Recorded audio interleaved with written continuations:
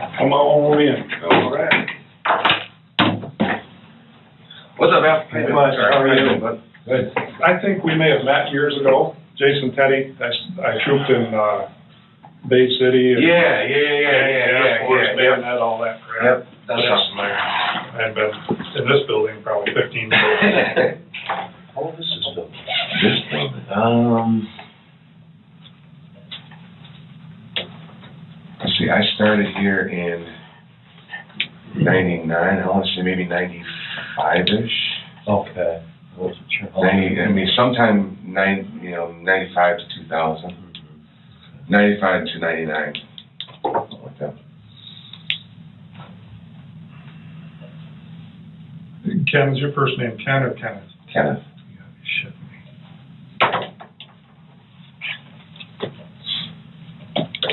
Thank you. Comes in all the time. It's E-T-H. Okay. Middle? Middle name? Yeah. T-W-Y. M-A-N. How do you spell your last? B-L-U-E-W. Okay, your date of birth.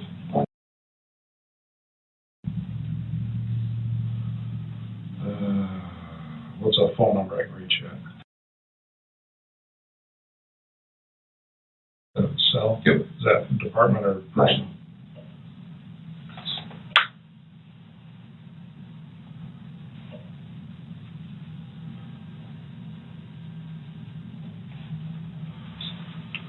All right.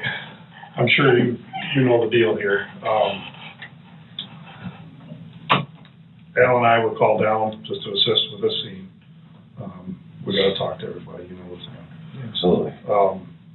You're probably going to have some questions for us too, and I'll do my best to answer them. Been through this game a few times, so. Yeah, I'm sure you I have. was a detective for almost 5 years, so. Yeah. So it's nothing new to you, and I Sure. appreciate the fact that you know what the deal is, and you know we're just going through the motions here. In any case like this, especially because you were done at 6, right? Yes. Okay. I am going to read you Miranda just as a matter of protocol, and I'm sure you're aware of them, but you know I got to read them. Yep. You have the right to remain silent. Anything you say can and will be used against you in a court of law. You have the right to talk to a lawyer and have him present with you before or during any questioning. If you want a lawyer but cannot afford one, one will be appointed to represent you at public expense. If you waive your right to remain silent, later wish to stop answering questions, questions will stop. If you waive your right to have a lawyer present, later change your mind, the question will stop till you talk to a lawyer. Do you understand these rights? I do. Okay. Are you willing to give up these rights quickly? Okay. Is that gonna do it all the time? Man, you are one important dude. Yeah, that's probably a good idea. I'm just playing now. Yeah. Just messing around. I'll shut mine up too, so we can all behave. Oops. This damn thing, I can't even make sense of half of it. It's terrible when you're that important, huh? I need to go back to one of those, simple phones. And that's what I got. Nice and easy. Half the shit on here, I don't know how to use. Great.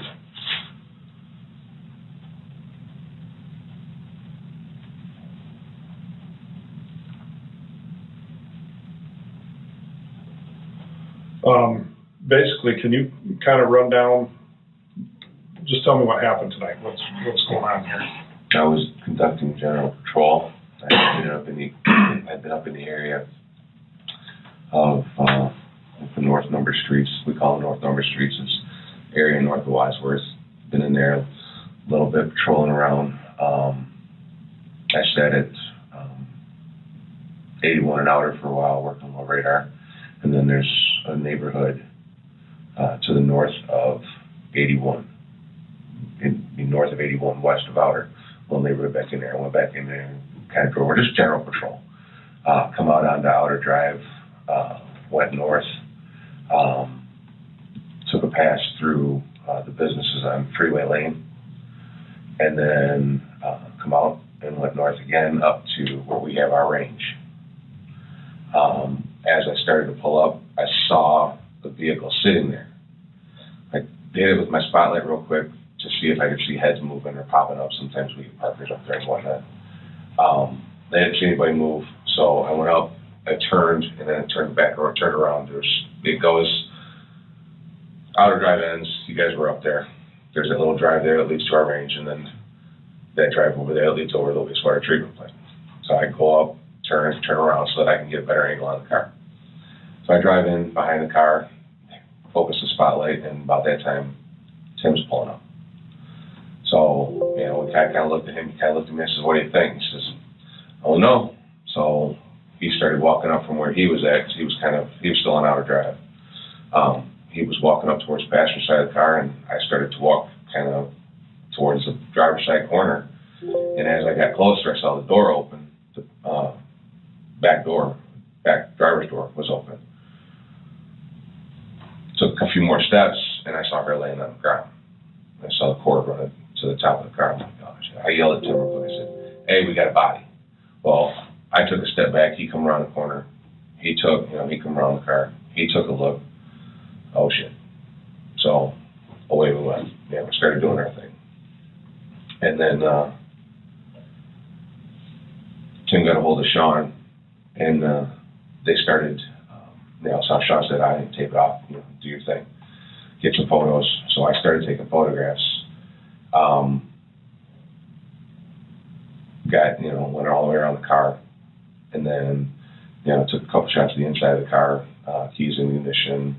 It didn't look like it was in disarray too much. I mean, purse was laying there, so pulled the purse out to ID the driver, and as I did, when I set the purse on the hood, the first thing I see was a folded up piece of paper. Okay. So I unfolded the paper and I read it. It was an obvious suicide note, and it was signed Jenny. It was all typed out. There was no writing on it, no ink on it. It was just all typed. Set that aside, went through the purse, found the wallet, opened the wallet up, went through the wallet, found the ID, and at that point I went, oh shit, I know this girl. So I stepped away, I looked at Tim, I said, I know this girl. I said, I know her. So I kind of just stepped back at that point and let everybody else take and do what they needed to do. Sean showed up, and the rest is history. Here we are.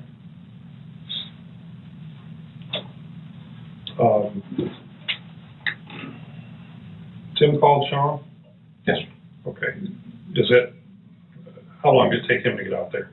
Tim or Sean? Sean. God, I couldn't tell you. 45 minutes maybe. I guess what I'm asking is, you guys had a chance to secure everything at that point and start processing what you could. Correct. We taped it off. Tim grabbed tape, taped it all off.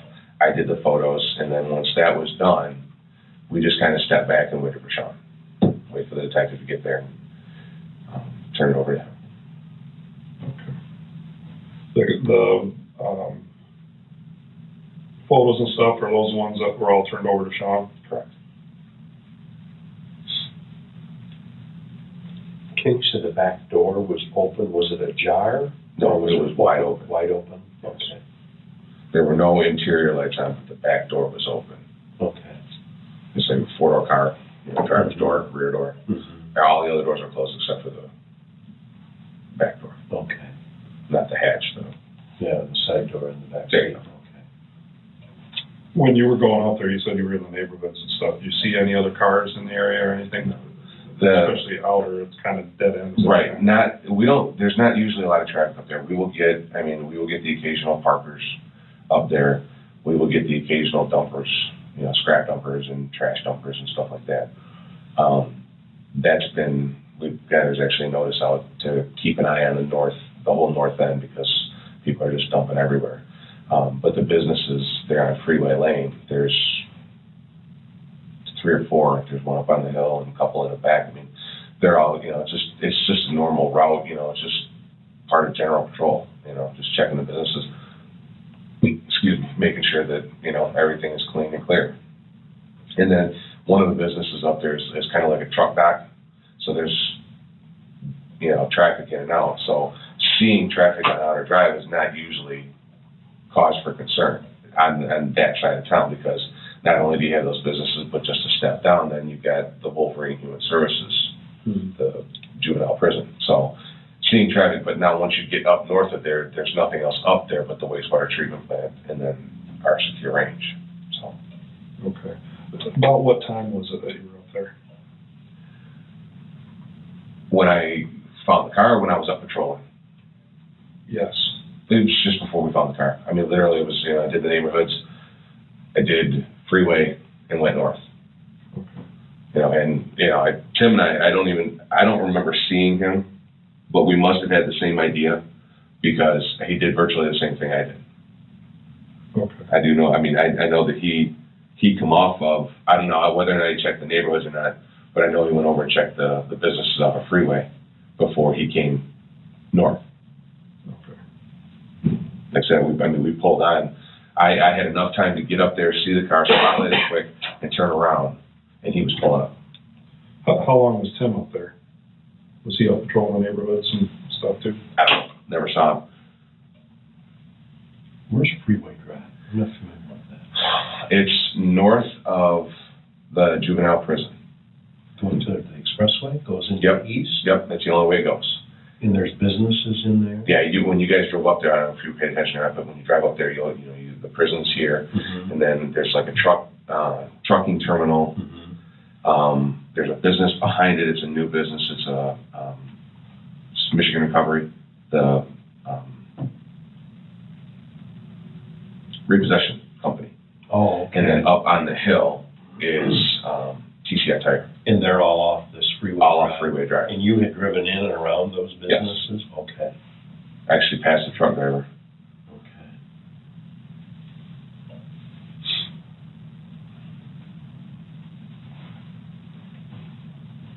And then right from there up to the end of our... Okay.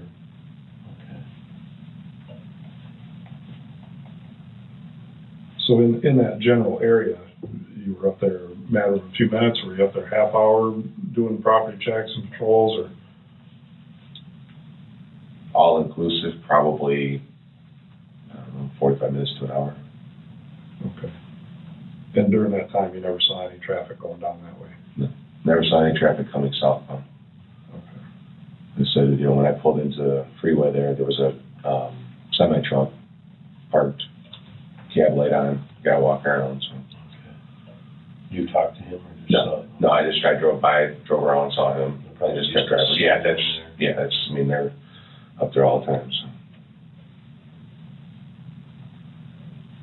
so. Was there any calls going out in that area around that time? No. Okay, so pretty quiet. Yeah.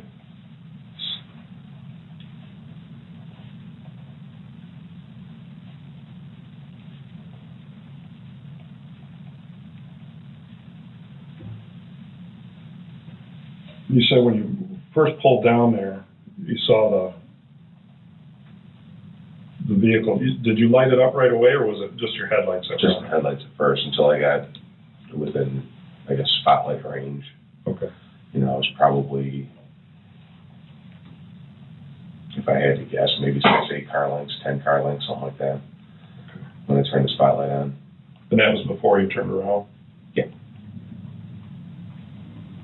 Where did you turn around at? Right at the I went down, I went to the left, over the tracks, and it opens up over there, because if you go to the right, that's how you get to wastewater treatment. So I spun around real quick, drove back over the tracks, and pulled up.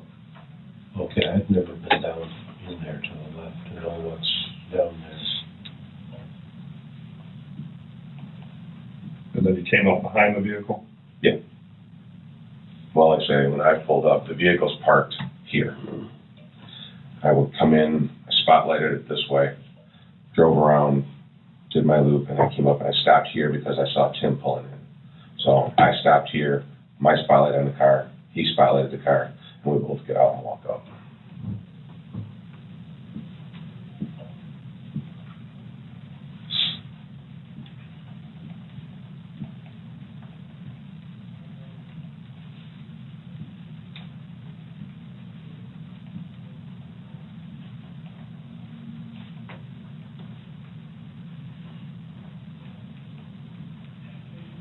During that time, as you were approaching and you were lighting it up, you didn't see anybody around or anything like that? Okay.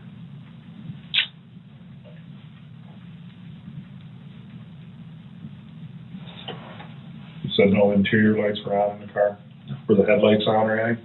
No. Was it running? No. Do you remember checking to see if it was warm, if it had been running, or would it look like it When been for a while? Yeah, after we got the initial, after we found her and got the whole scene taped off, after I took my pictures, when I removed the purse and set it on the hood, I felt the hood. And, felt that it was fairly warm. I mean, it was warm. I wouldn't say it was screaming hot.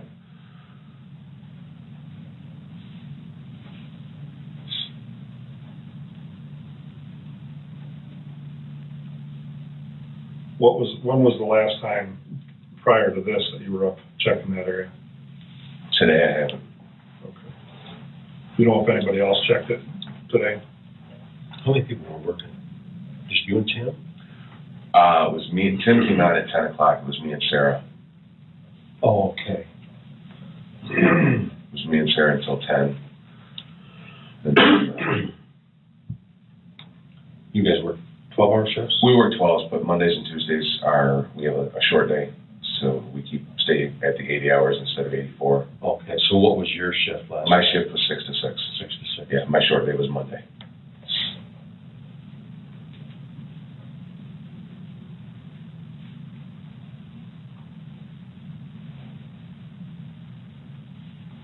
I don't think I know Sarah. What's her name?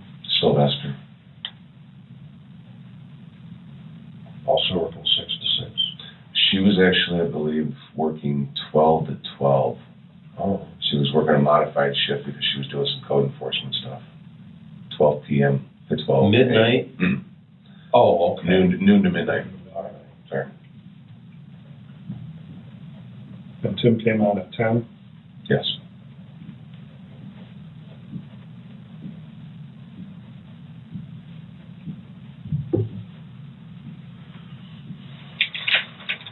Anything suspicious about the car as you approached?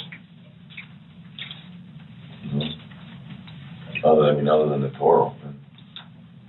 Did you see the door open when you pulled up behind it, or not until you walked up to it?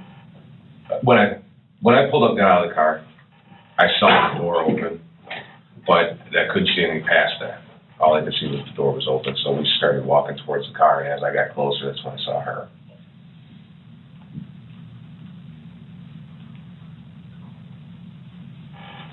So when you came up on the driver's side, Tim was going around the passenger side. He obviously couldn't see her then, right? Correct. Okay. Because he parked on Outer, Yes. approached from Outer.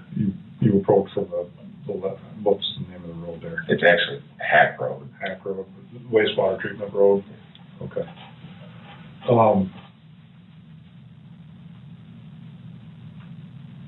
And only the door was open, no lights on, car wasn't running, nobody around. When did you first see the body?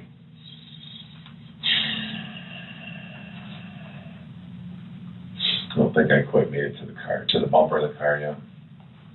Okay. It was close, but within a few steps of the bumper, maybe.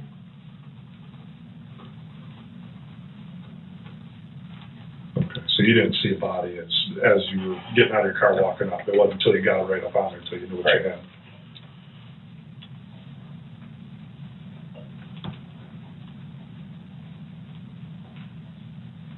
And what did you see? Tell me about what you saw there. Well, I had my flashlight out, and as I walked up, I saw the door. I kind of did a peek inside, just to, see if anybody was laying there, I guess. And then I went down, and as I went down, I saw her laying there, and that's when I saw the cord running, and I'm like, uh-oh. And I got a little closer, I looked, saw the cord was around her neck, followed the cord up, saw it was attached to the luggage rack. I'm like, oh boy. So I called. That's what I told Tim. I said, hey, we got a body over here. Okay.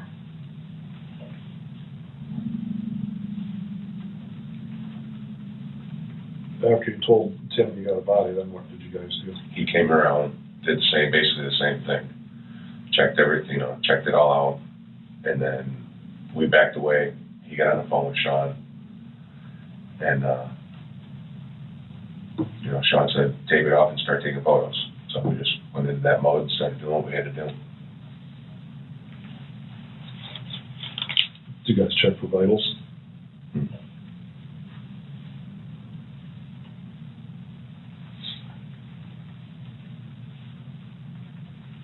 Was it, I mean, why not? I don't know. I guess probably not to disturb. Well, I mean, there was no movement, you know, and when I looked, there was, I mean, from a distance, there didn't appear to be any chest rise. You know, I mean, lips were kind of bluish. I mean, it wasn't giving me the impression that it was, you know, that she was alive. So.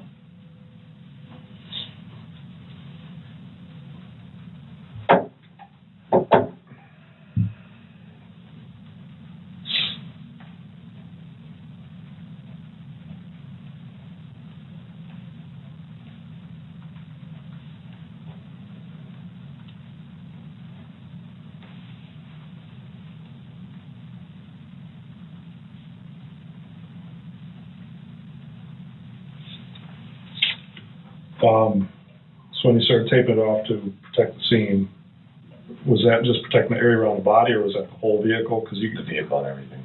Okay.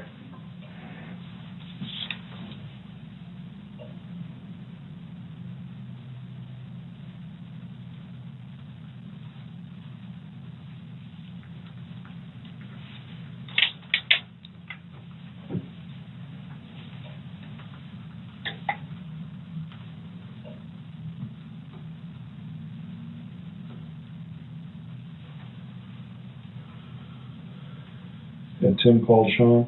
Yes.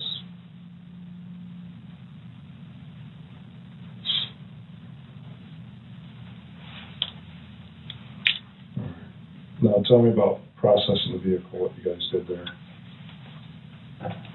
Like I said, after I took the pictures, I removed the purse. I entered through the passenger side front door, removed the purse, set it on the hood of the car, and then began to go through the purse.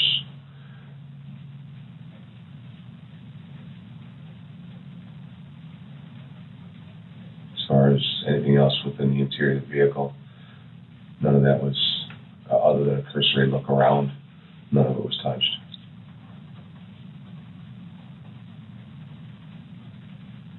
Okay.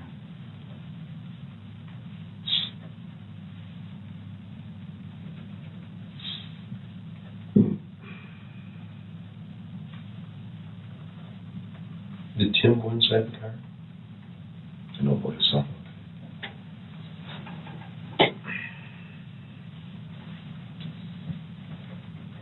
And what was the purpose of grabbing the purse and looking through the purse? To identify the driver, to identify the person with the vehicle. I think Tim had already run the plate and came back to a male subject, and obviously that wasn't a male subject. So.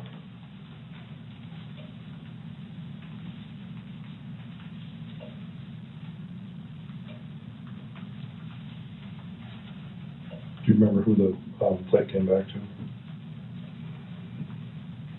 I think it was Donald Webb.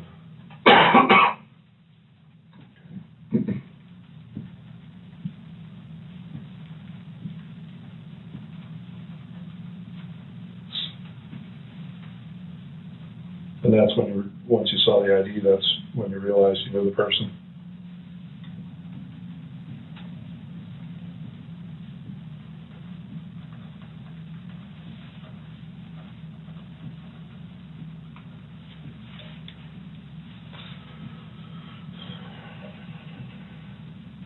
And Tim did not go in the vehicle, right? I don't believe he did, though. Was Sean there when you guys were doing the vehicle? No.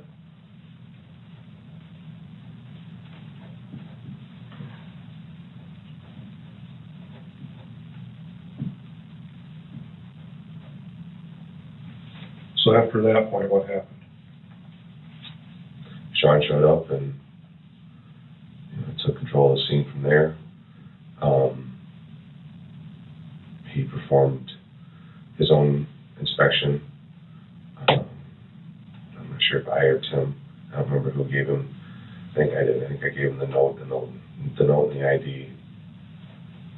And he went up, did his look around, got on the phone with the medical examiner, did his MESI stuff, and basically we just kind of stood by at that point.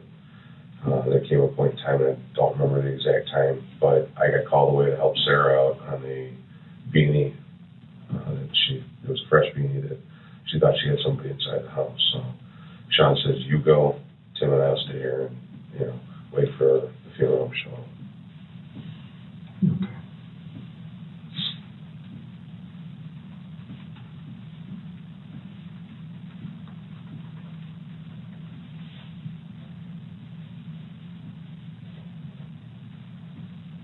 Did you go back then?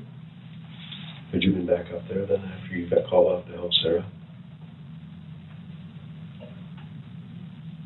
No, I didn't. You didn't? Okay. So were you there when the vehicle was towed or any of that stuff?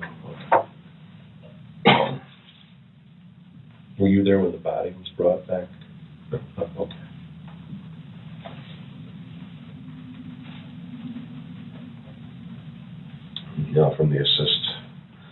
From the assist to Sarah, I went over to Henry Door School for an alarm over there. Walked around that, checked that building out, and I had to pull my daily to see where I went after that. So you saw that note before you saw her ID? Yes. The note was laying folded up right on top of the purse. The purse was open. It was a big, the purse was probably that big. Okay. It was open like this, and the note was laying right on top. Okay. So it's in the purse, but on top of all the contents in the purse. All right.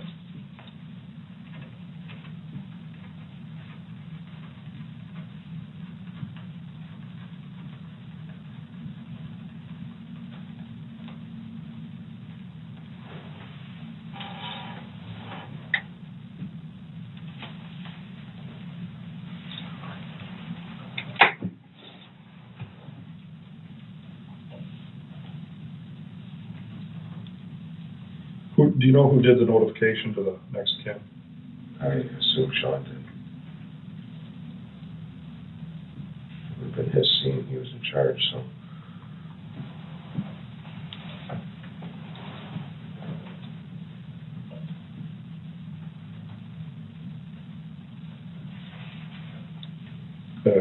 At that point, Sean knew that you knew her, right? Yes. When Sean arrived, I told him that I knew her. Do you know her family?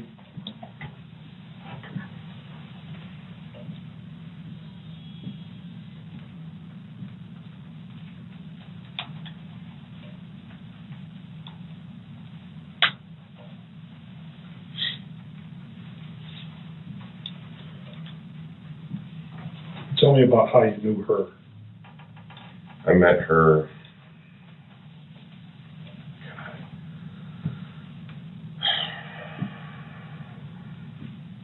probably more than 10 years ago. When I first started out here, just in my normal duties, we would do bar checks, and she used to frequent the Backstreet Bar over in Holland. I got to know the waitresses and the people over there. She was in there. We got introduced. We just talked. Started up a casual friendship and been touch and go ever since. We talk for a while and then we kind of do our own thing and go our separate ways. And out of the blue, she'll call me or I'll call her. And, hey, what's going on? Was she working there, or was she just a patron? Just a patron. Okay. She knew most of the people that worked there.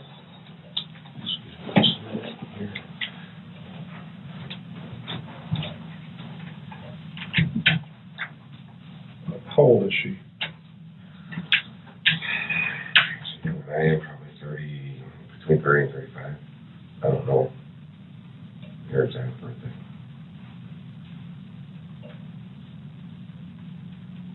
I don't remember from seeing her ID, so. Is she a local gal? The last I knew she lived in the city, but I know that she had gotten broken into a few times recently. She called and told me that, and it was my understanding that she had moved back in with her parents. Okay. Do you remember where in the city? No.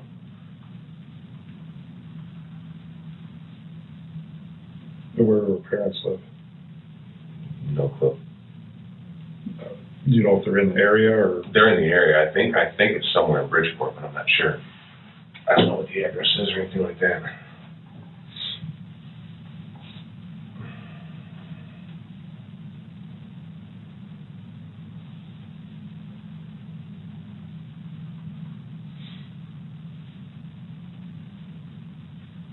When was it she was broken into? She's been broken into 3 times in the last.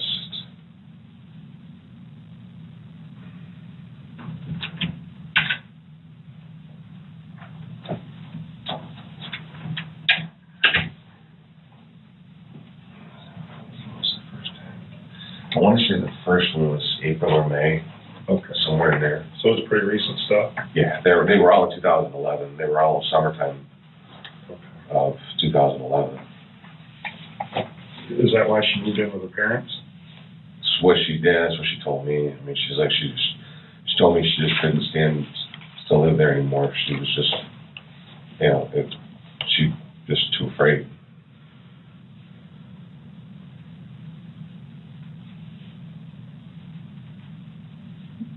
Any idea how long she's been living with her parents? No.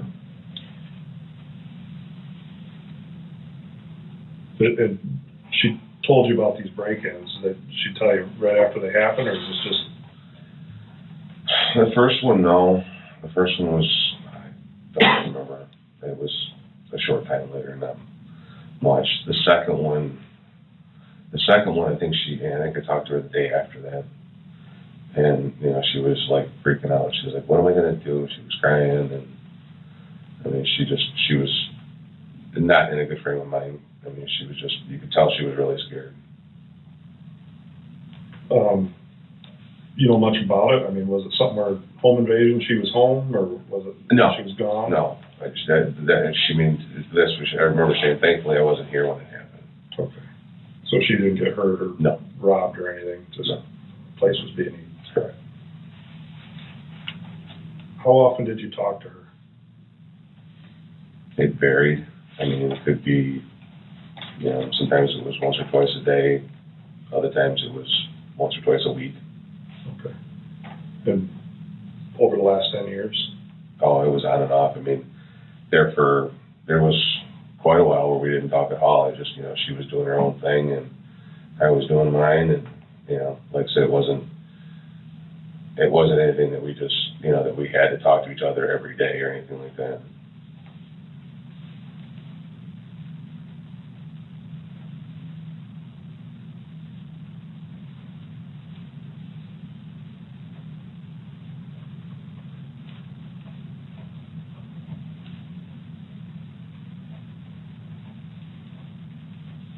Was she married, have kids, anything like that? She was not married, but she was pregnant.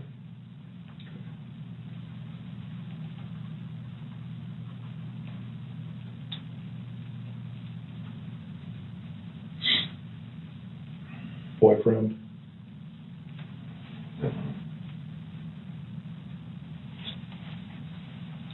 Not one she spoke of.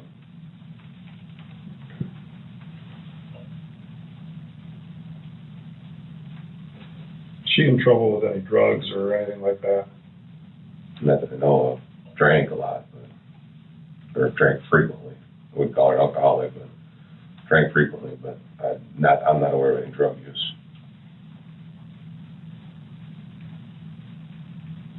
Was she working? As far as I know. What did she do? Where did she work?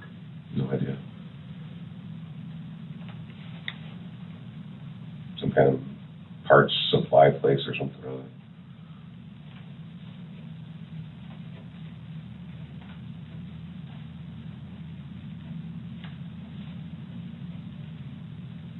Like auto parts?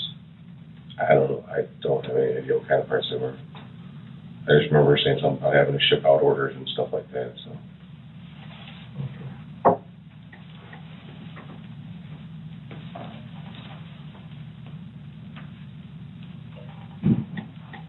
When was the last time you talked to her? She called, actually, last night. She called me. Didn't leave a didn't leave a message. She leave a message? Yeah, she did.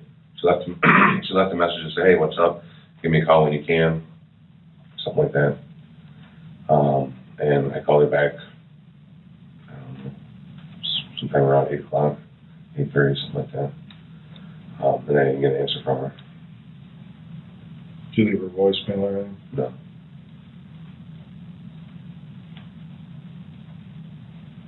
Did she call you back? No.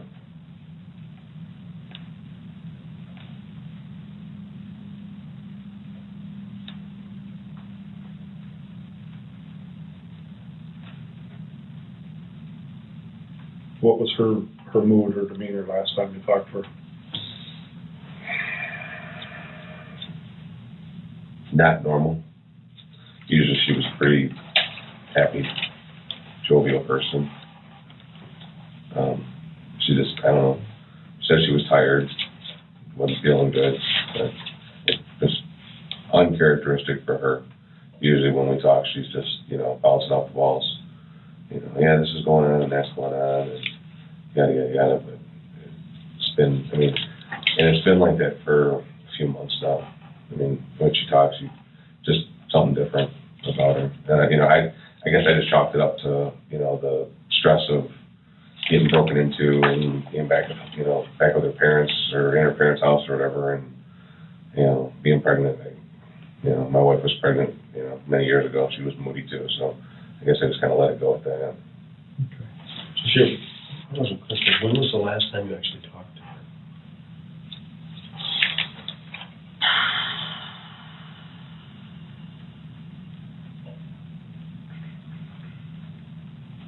Yesterday. Well, it would have been the day before yesterday now, but. But he's now Wednesday. It would have been. During the day Tuesday? No, would have been, I think, Monday. Okay. Yeah, I chatted with her briefly on Monday. She call you, you call her.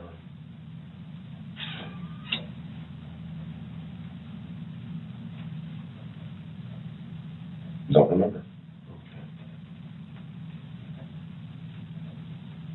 I think she called me, but I won't swear to that.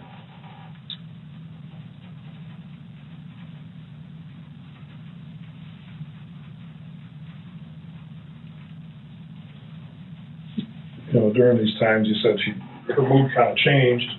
She mentioned anything specific that she's having problems with? No, not really. What about her health? She never made mention of anything. Okay. When's the last time you actually saw her in person?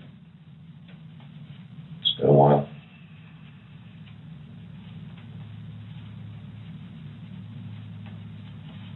Three weeks or so, maybe. Okay. And what was the context there? She was on her way back from somewhere. She was out with some of her friends, I guess, or something or other, and called to see if I was working, and I said, yeah. And she said, hey, let's see you for a minute. So we met, talked for a few minutes, and she went home. Okay. Where was that at? Where did we meet at? Mm-hmm. Oh, good Lord.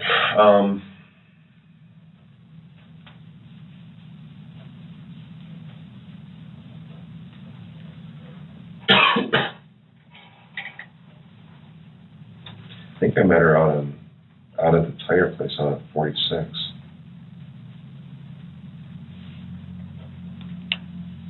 There's a tire shop out there, and I met her out there, just in a parking lot.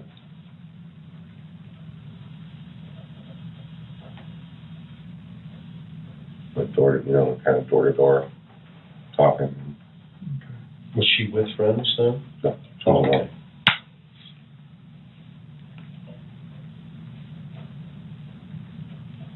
that time, did you notice anything different about her? I mean, was it her appearance different? No, appearance-wise, she looked normal. She seemed tired.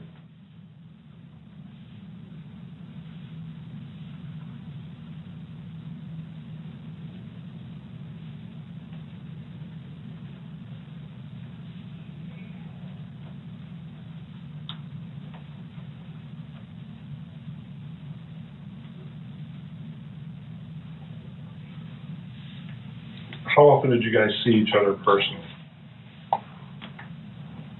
As far as like when I'm not working personally, or Anytime. in person? Yeah, in person. As of recently, I'd say maybe once, twice a month. Okay. Yeah, maybe 3 times a month. What's recent? I mean, Within the last few months or so. do you notice any change in her? No, I mean, like I said, she didn't seem the same person that I remembered her being. She seemed more stressed, tired all the time.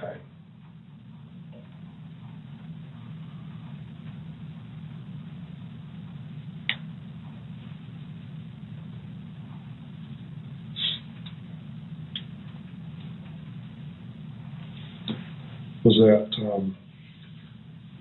mean, when you guys saw each other, what did you do? What? Talked for a few minutes. Okay. Is it a lot of times when you're working? Was it personal time? No, it's always when I was working. Okay.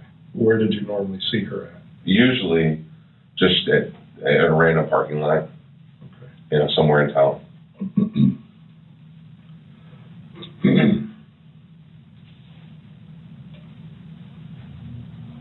And it was just to stop and chew the fat?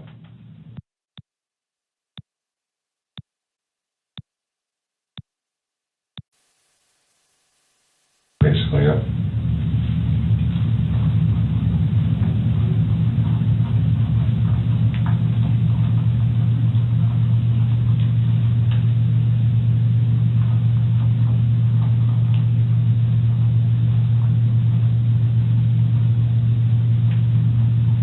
Where was it in the city that she lived? I don't know.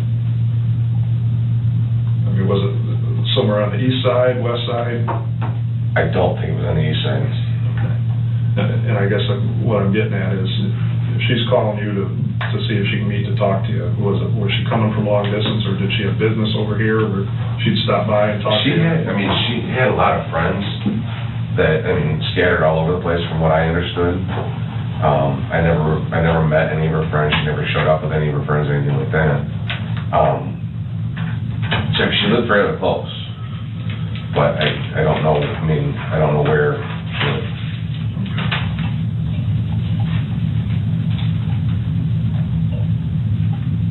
What kind of car did she drive? That one is her regular car. I didn't recognize it at the time. Okay.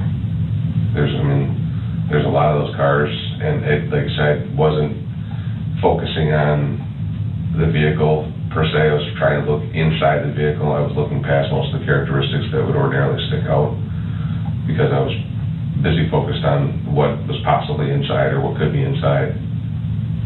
It didn't dawn on me until, like I said, started, putting pieces together, and then I was like, okay, this is her car.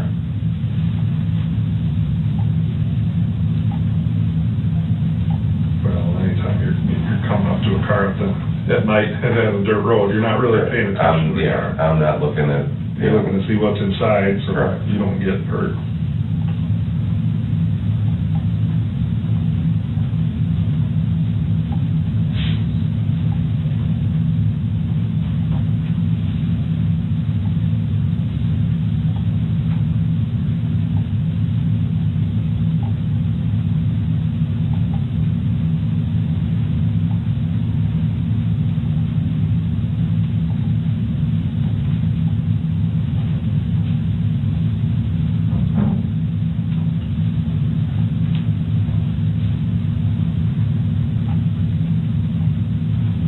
See any, obviously you don't know anything about drugs or You said she never mentioned anything about health. Did she ever make mention of being on any prescription meds, or was she seeing a therapist or anything like that?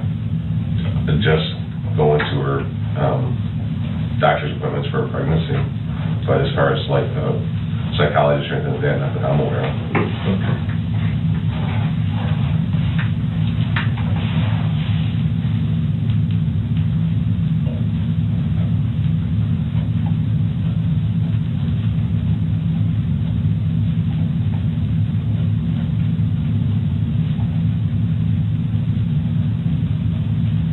What did she tell you about the pregnancy?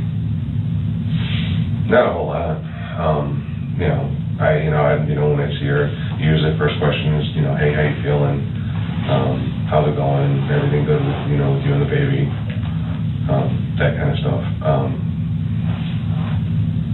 It's none of my business. So I didn't want to pry into her personal life that much. So I just, whatever she volunteered to tell me is what she told me, and usually it wasn't much.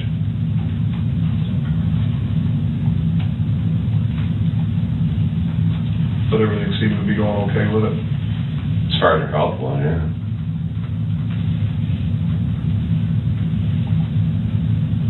What'd she tell you about baby's daddy?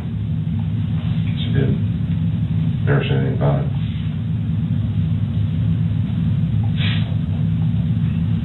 He said I wasn't aware that she was dating anybody, but,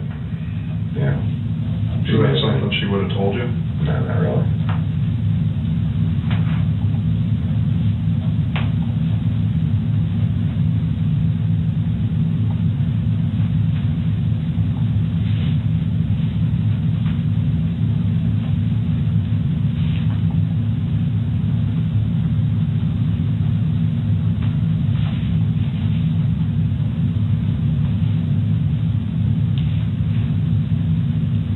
How'd she seem about being pregnant? I mean, you said her health was good and all that kind of stuff, but... Whenever I would ask her, hey, how are things going, I pretty much got the answer, baby's healthy and I'm doing good. And she kind of left it at that. Not typical for her. Like I said, she was usually a bubbly, outgoing person, talked all the time about anything and everything, and it just, it just seemed different. She was just more reserved.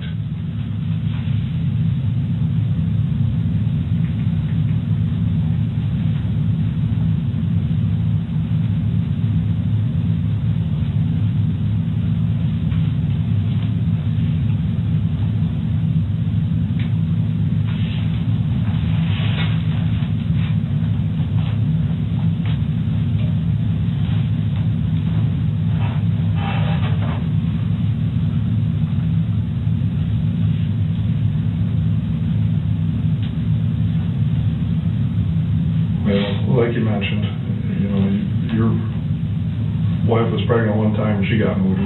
It's hard to tell sometimes if gals are having a hard time, they got all those freaking hormones going and all that crap. And if it's not somebody that you see a lot of times, you may not notice the change as much. Well, other than just an overall appearance of being down and tired, it's just not her normal runabout self. Was she taking care of herself, though? As far as I know. Okay. I mean, you didn't see where she was neglecting herself or anything like that? It appeared to me. Okay. You mentioned earlier, Ken, that she drank quite a bit. Was she still doing that while she was pregnant? And not to my knowledge. Okay, you think she changed that a little bit? I would hope so, but I don't know.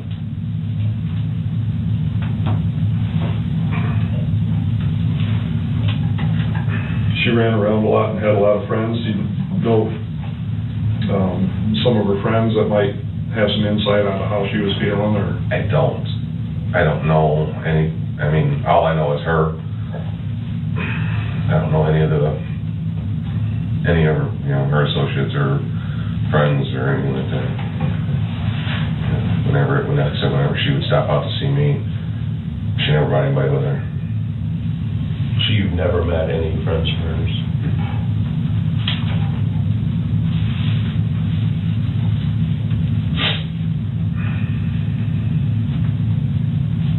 I guess I can't say never, because when she was frequenting the back street, Oh, there were they have people. been in there. Well, she was friendly with the wait, with the wait staff, but.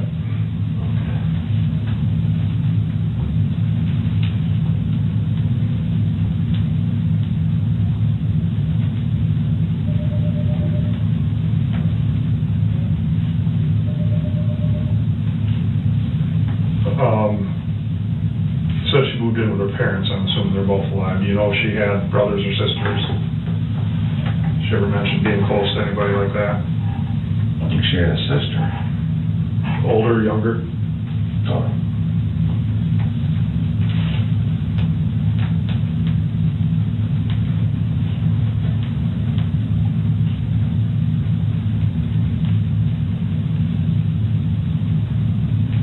Did she ever talk about she was close with her sister? I mean, did that, or just remembering a sister?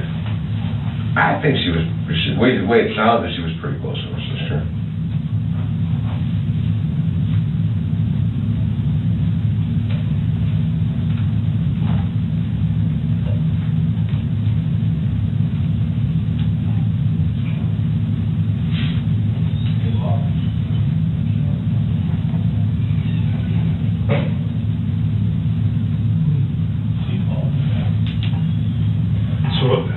I guess I'm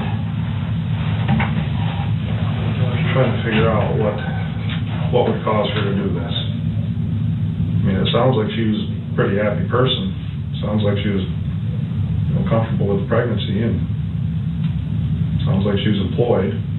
You didn't notice any big changes in her. Any thoughts on that? No. I mean, when I read the suicide note, it was.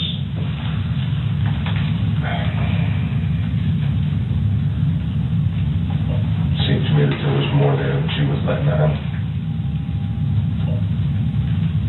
At least, when she would talk to me, it just seemed like there was more that she was dealing with than what she told me.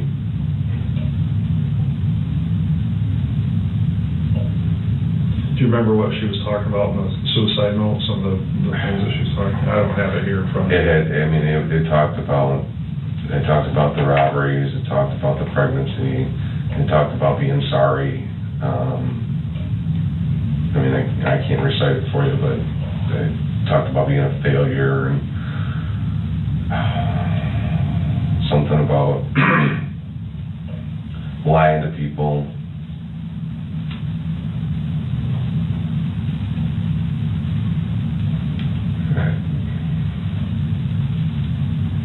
What would she be lying about? I don't know.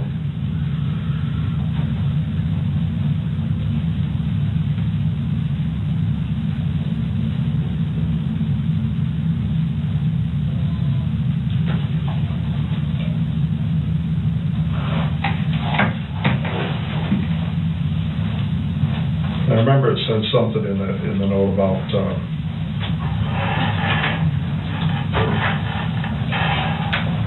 the pregnancy, and I think the name was Chris. Does that ring a bell? I think I do remember seeing something in there about that. Okay. Does that name mean anything to you?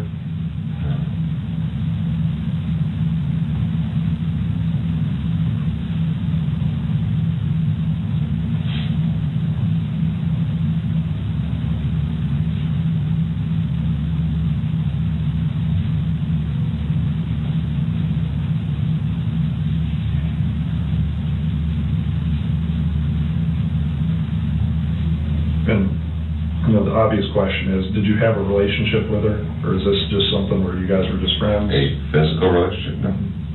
Okay.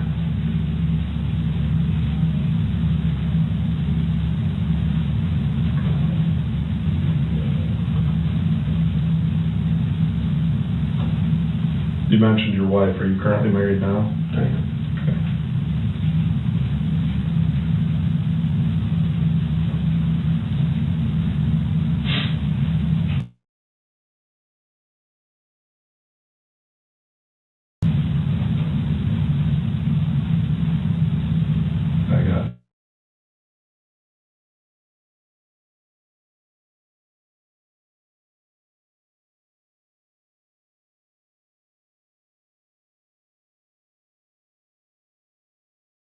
I actually have two of my neighbors that are close friends of mine that both have daughters.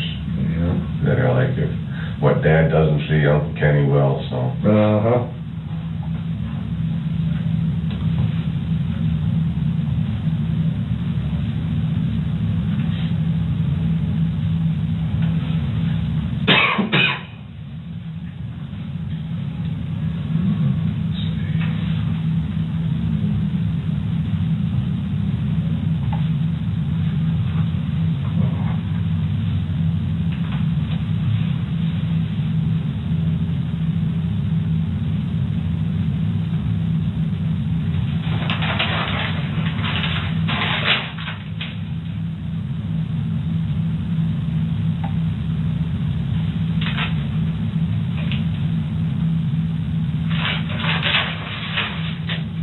So that when you talk to her, well, the phone calls Monday, did you say 8, Monday night? No, it was during the afternoon. Okay, but you guys never talked to each other, it was just trading phone calls? What are you talking about? I guess I'm not clear, that's what I'm asking. The last time, well, Al asked when the last time I actually talked to her, where I spoke to her. Okay. I believe it was Monday, and it was Monday afternoon. Yesterday, she called and left me a message, hey, what's up, I'm passing through, if you got time to stop, something along those lines. I called her back a few minutes later, hey, what's going on? She didn't answer, just to say, hey, what was going on, but she didn't answer the phone, so. Okay, that's what I was confused on.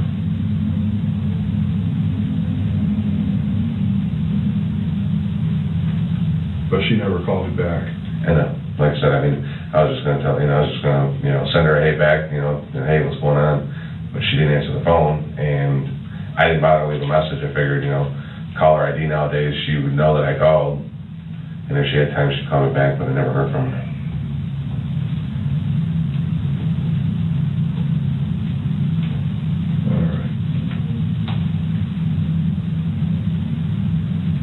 What did you guys talk about on Monday when you saw her or talked to her? Just chit chat.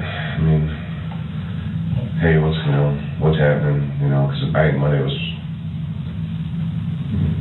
my late day. I worked Monday night, but I didn't go until 10. She asked what I was doing, and I said that just get ready to take my kid to football practice, get him ready. Go on to practice. Did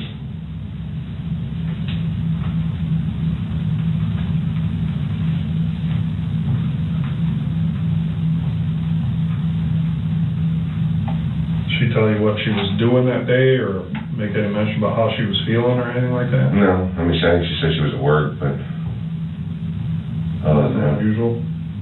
No. It wasn't a very long conversation, a couple minutes maybe.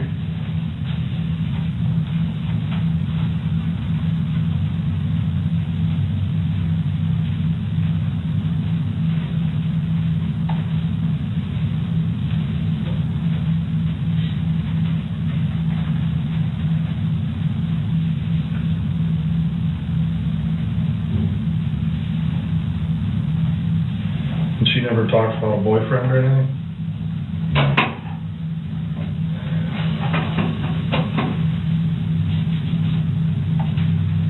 Was she friends with anybody else here at the department? At one time, she was friends with Kevin, but I don't think Kevin Kratz. You gotta help me out. Kevin Kratz, he's a sergeant now. Like I say, at one time, way back when I first met her, Kevin and I would occasionally go into Fact Street together to perform our bar checks and whatnot. So she gave me, I would say she knows him, but whether they stayed in contact or not, I don't know.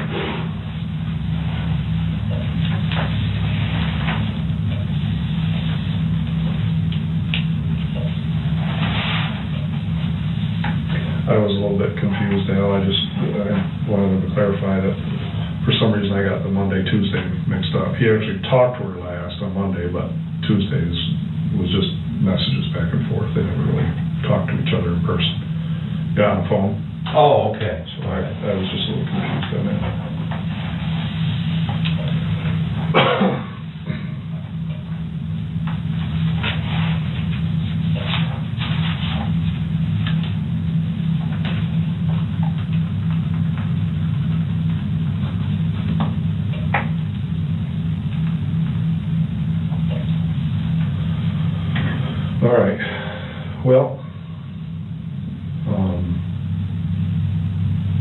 just going back over things, anything that I left out we should cover? Not really. Now, did you do a report yet, or do you need to do a report yet, or? My report's done. Okay.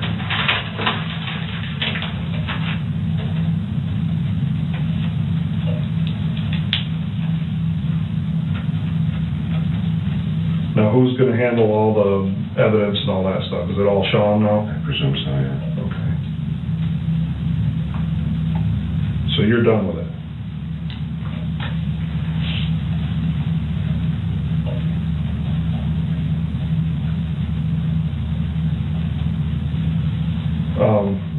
One of my concerns is obviously we got to talk to you and Tim because it was brought up that you knew this gal. And I've got some questions. When you come up and you see the vehicle and stuff, and there's a lot of vehicles like that, I guess. I understand that. Sounds like you knew her pretty well. I mean, well enough to recognize her. Okay. And it just, you hear the plate, you get the note out, you see the name on it, and then you see her ID. What were you thinking? What was going through your head? Well, as I'm starting to hear all of this stuff, I'm going, the first thing that went through my head is, can't be. And as I'm doing that, I'm going through her bill folder or whatever it was. There's her ID, and I'm like, oh, shit, it is. So, I mean, How did you not recognize her when you first walked up? I guess that's what I'm asking, yeah. Well, given the position that she was in, and it was, that's the hard part, is she was laying on her back, but the way her head was twisted, it just, and when I saw the body, I went, okay, body, I go into work mode. Anybody else around? Is there anybody else in the car? Start looking around. No? Okay, everything's good. Got a body, Tim. And, he came over and took a look.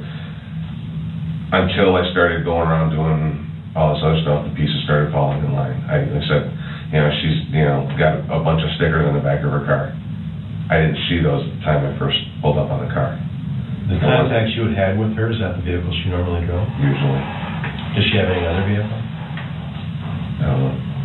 Are you aware of any other vehicles? When I've seen her, it's always been in that one. It's always been in that vehicle when you've seen it, okay. You say stickers on the car, what? Like on the back, just... Oh, like bumper stickers and stuff displayed on it? Okay. But like I said, I was, it's like I told, I said, when I pulled up on the car, I was looking inside for bodies. I wasn't looking at the outside of the car for decorations.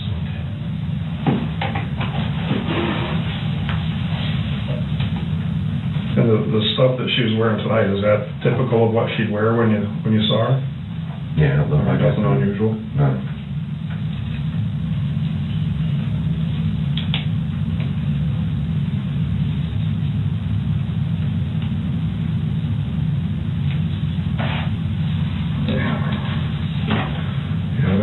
That just doesn't sit right with me either. And I don't mean to sound like an ass. I'm just thinking, how would you not recognize her?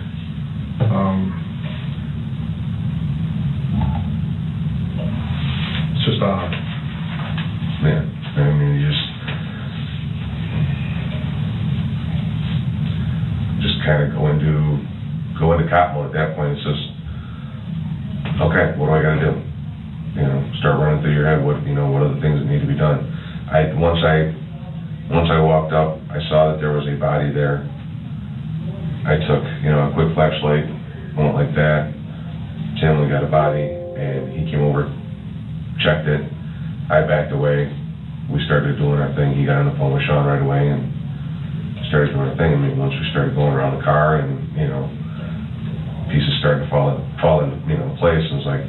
I'm thinking to myself, it can't be. It can't be. But I know what you're saying. But you got a good enough look at her to see that her chest wasn't rising and falling, that her lips were blue. Right. I said, I mean, that's not a position that I ever see her in. That's not how, I mean, when I see her, she's got her hair done, you know, I mean, all of that, you know.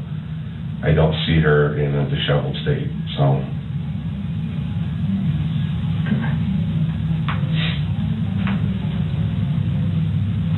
What's going on with your eye there? I'm not gonna get pink eye, am I? No. I was wrestling, I got a pup at home that's about, I don't know, 3 or 4 years old. I was wrestling around with her, and she got me with one of her claws. What kind of dog you got? She's a Catahoula Bulldog. What the hell is that? What? It's called a Catahoula Bulldog. It's a cross between an American Bulldog and what's called a Catahoula Leopard Dog. Oh, a leopard dog. It's a descendant of, a distant descendant of the Bull Mastiff. Okay. They originally brought him in Louisiana for hunting, and somehow or another they decided to crossbreed him with an American Bulldog, and that's what I ended up with. So that's a pretty good sized dog. She's not. She's only about 50 pounds. Well, is she mature though? No, yeah. Okay. Yeah. But she's got lots of energy, and, you know, we were playing and wrestling around, and she got me. How long ago? Huh? How long ago did that happen? Just before work today. Oh, okay. What'd you call that dog again? A Catahoula Bulldog. Catahoula? Yeah, I'm saying it's Catahoula.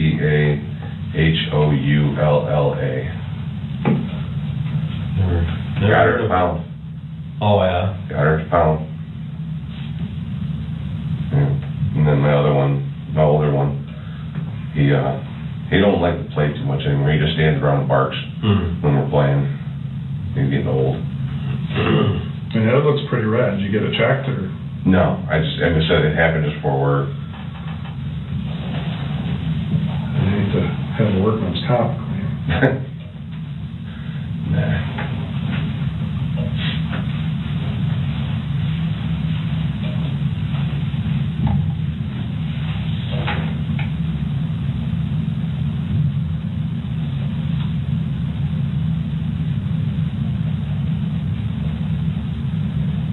And you said just before work, you work 6P to 6A today? I left my house right around 5. I usually leave about an hour early.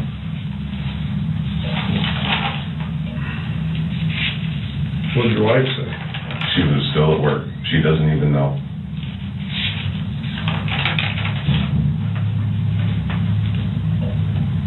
Is he rough with your boy too? Or is she rough with your boy? No, actually not. She behaves around him. She likes, I've trained her well, but I like to play with her because I like for her to burn off the energy. Well, that's why I like big dogs. I mean, those little ones I got no use for. I've got her, she's running about 50 pounds, 50, 55, and then I have another one that's running 80 pounds, so. Does it bother you at all? The eye tears up every once in a while.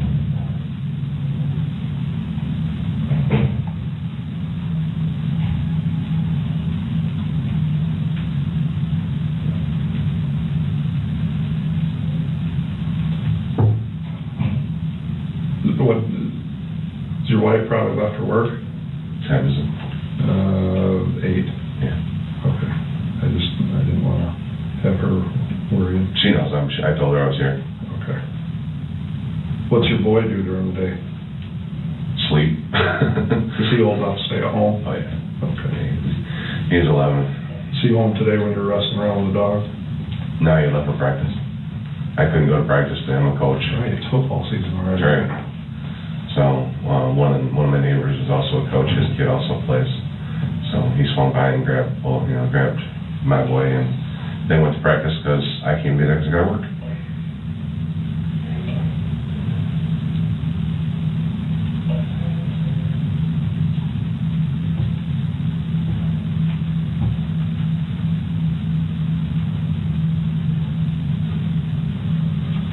When you light up a car, use both your spotlights, or you just use one? And what do you guys have? Do you have alley lights and you got white ones on top, or what do you got? Yeah, there's white alley lights, and then there's white takedown lights, and then the red and blues. Okay, so do you have the takedown lights on too? Just a spot? Okay. No other overhead? Just the headlights and a spot. Okay. What about Tim? Yeah, it was just headlights and spotlight too.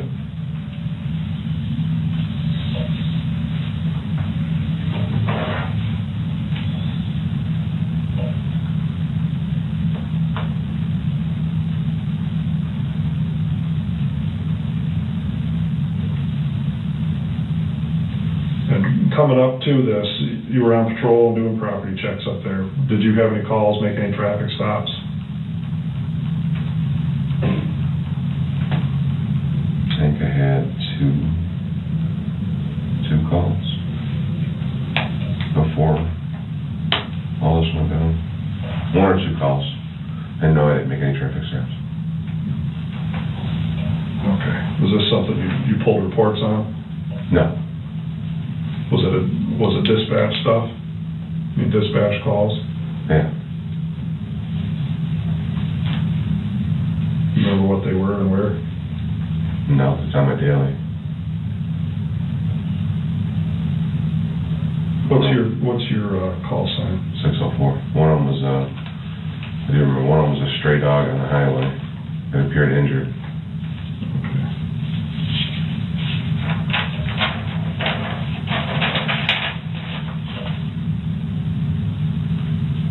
I saw a fox on Outer Drive tonight.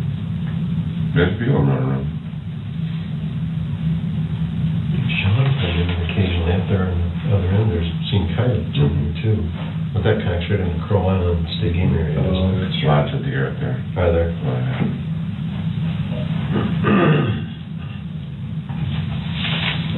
Now, when you guys have contact with anybody, whether it be a traffic stop or, somebody flags you down, is that stuff that you guys put on the daily, all your contacts? Yeah, it's supposed to. Okay.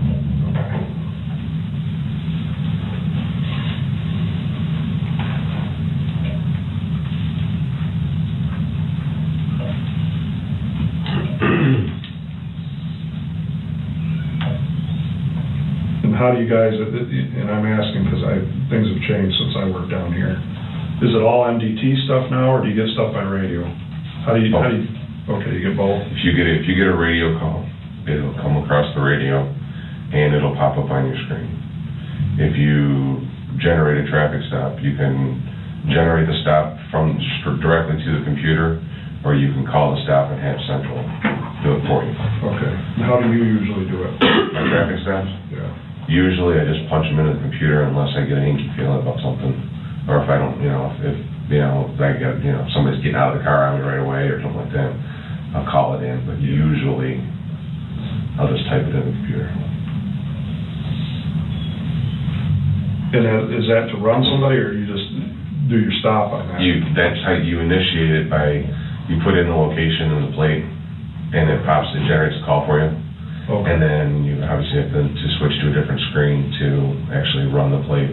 Well, I should say to view the information, because once you run the plate, when you put in the stop location in the plate, it automatically runs through Lean that plate and gives you the registered owner. Right. Got it. But it also generates the call. Okay.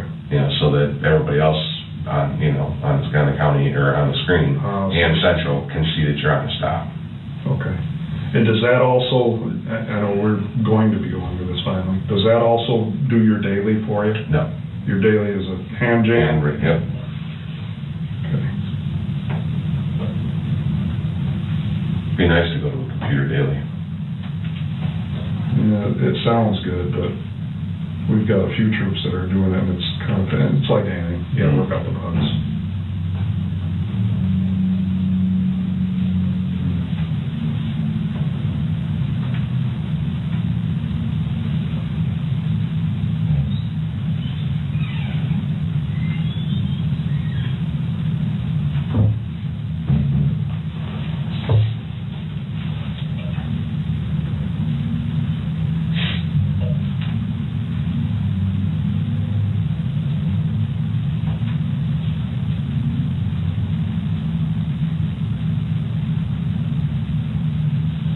when you came up on this vehicle, did you call it out, or did you run the plate and MDT? What did you do?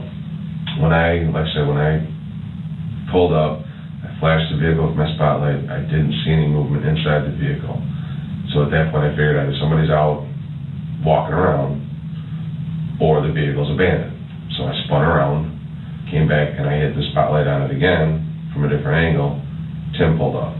He hit the spotlight. We got out of the car, walk up, do our thing. He called out that we were with the vehicle, and then he called out that we had a 49 or suicide.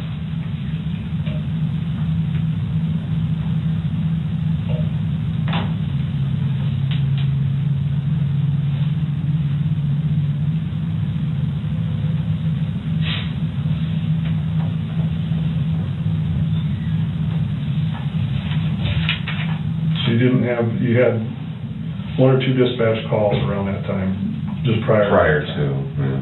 But no traffic stops, right? Yeah. Remember doing any property checks, any specific ones? I was all over the place. I did property checks. I did property check at Robin Glen. I did property checks up on the Wolf Road area, Wolf and Sawyer, up Business District North 81.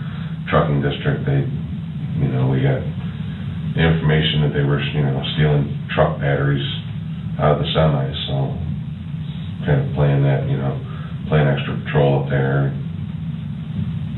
I was in the South Number streets for a while.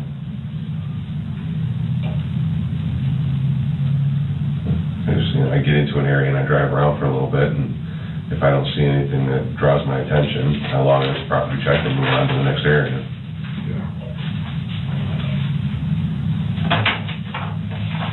When was the last contact you had with other officers?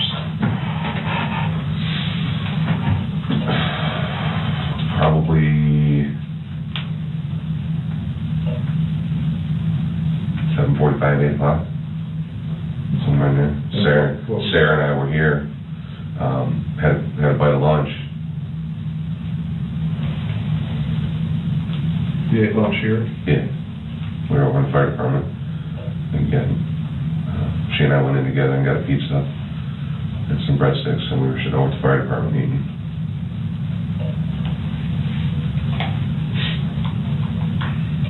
Is that when you had the voicemails going back, or the calls going back and forth between you and Jenny?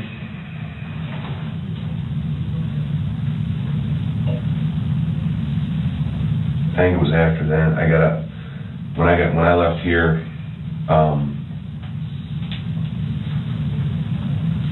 that's when I had the voicemail from her, or right around there. And where were you going when you left here? Driving. No, I didn't have any specific place to go.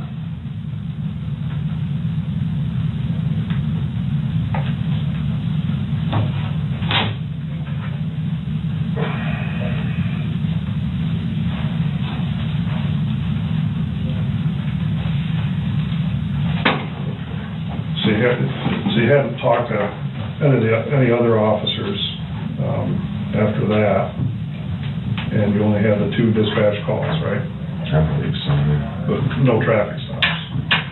Okay. So fill me in on those 3 hours. I spent my time driving around. I was in and out of neighborhoods, checking businesses. I had those, I think it was 2, I don't remember what the second one was, 1 or 2 radio calls. Came back here for 30 minutes, 20 minutes, something like that. And ate with Sarah, and then took back out. Just out hunting around, if I saw something to stop, go looking for something to do.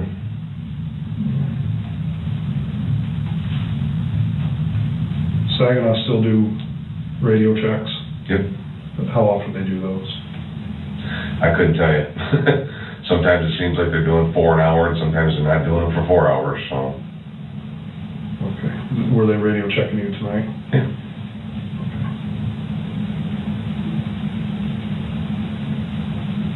And they truly check your status over radio, they don't do it over MDD, Yes. right? Yes. Okay.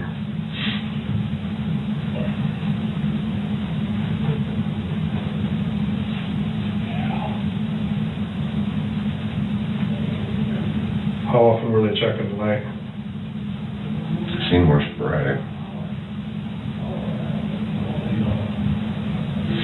Maybe once an hour. But they won't check you if you tie yourself up on something, if you create a call or Yeah, if they know you're on call. dispatch a call or some, well, but then once you clear that call, if you're in line for a radio check, they'll skip you. And they'll do you the next time around because, well, they just had contact. They knew you were okay because, you know, of your activity in the computer, so.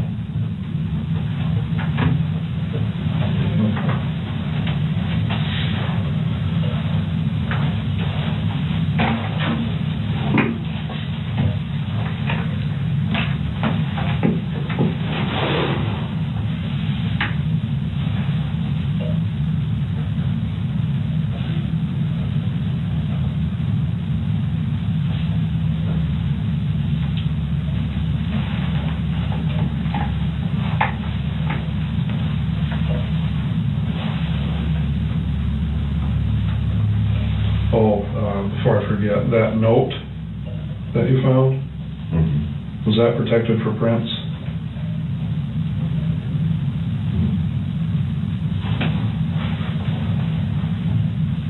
As far as I may have touched it, a corner of it, when I picked it up. Maybe handed it to Sean, I don't know if I had gloves on. Picked it up from, The car. oh, you said you had it on the hood of the car? Yeah, I'd taken it out of her purse, or off the top of her purse, unfolded it, and laid it on the hood of the car. No, when you got her purse out and stuff, would you have had gloves on then? Yeah, I had gloves on then, Okay, but when I took it to Sean, I don't think I had gloves on. okay. Did anybody else handle it? Did Tim handle it at all? He touched the note? I want to say yes, but I don't know for sure. Okay. I think he might have.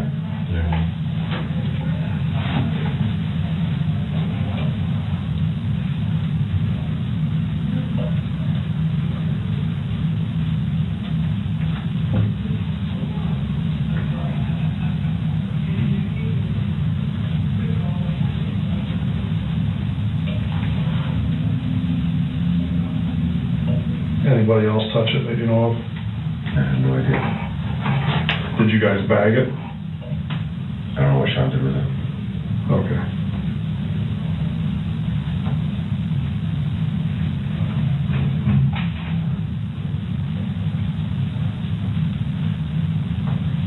When you say gloves, what kind of gloves?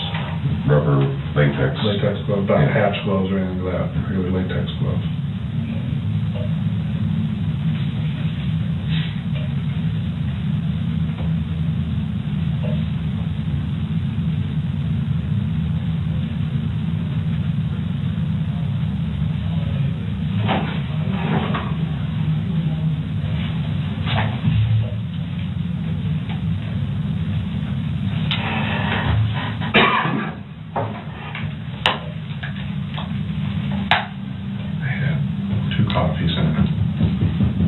Root beer.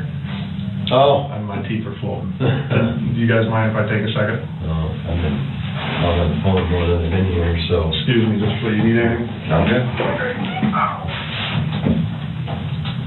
Football, see? Where's the pisser at? There's one right around the corner to your left. Go through the door, in between the double doors.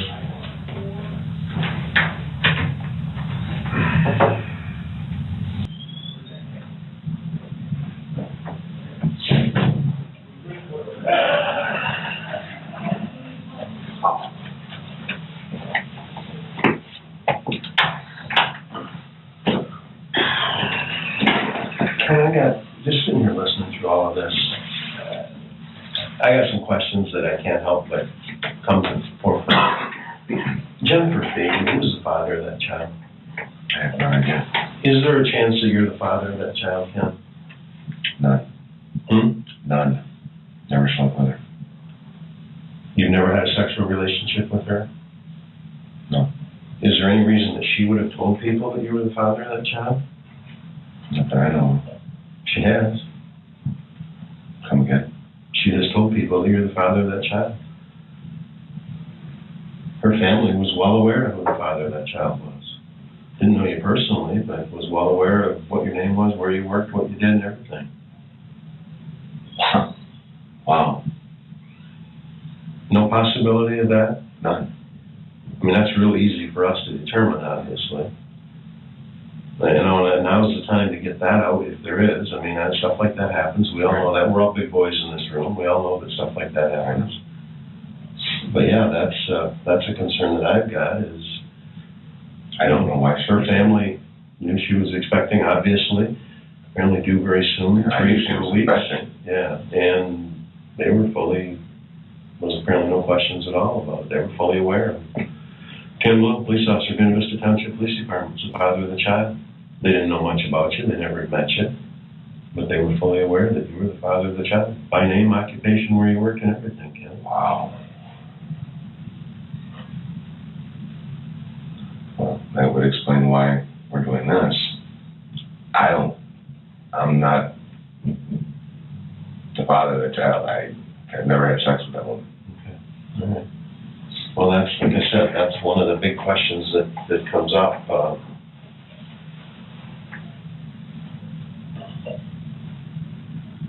Ken, if you are in this room between the three of us, we need to know that.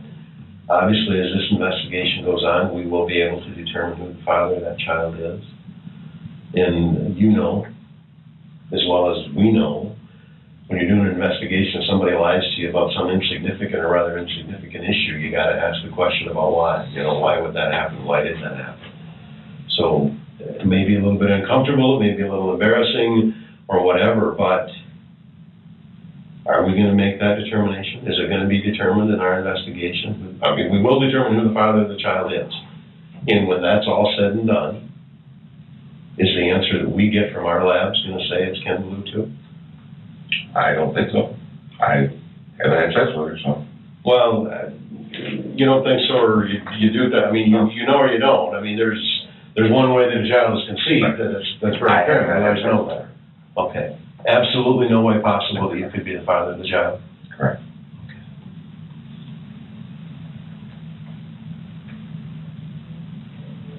Ken, it's also our information that this morning there was quite a period of time that nobody could get a hold of you, or last night rather. Mm-hmm. They couldn't get you on the radio, different ways, through the MDT and through different ways, they couldn't get a hold of you, couldn't get any response. In about 5 minutes, correct. Yeah, we talked like I thought it was a little bit longer than that, but we don't have the records on that yet, but there was apparently some period of time nobody could get a hold of you. Any idea why that would have been? I had my radio on the other channel. Which channel would you have? Our admin channel. I had talked to Sarah before then. Change from your main dispatch, you change it over to admin? Correct. Now, when they do the alert tone thing, does that come over? Not unless it's on scan, and it wasn't. Oh, that's the only way it comes across. Right. Yeah, If it's on scan, it'll scan. I'm not familiar with the radios that you guys have with Central Dispatch even now, because I don't have one, so. Alright. What's in your arm? Your forearm there. Probably from where I was wrestling with the dog. Can you take a look at this?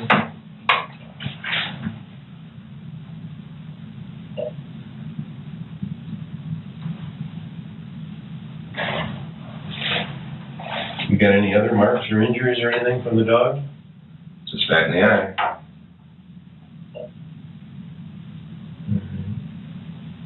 Can you take your glasses off so I'm doing a better look at your eye there?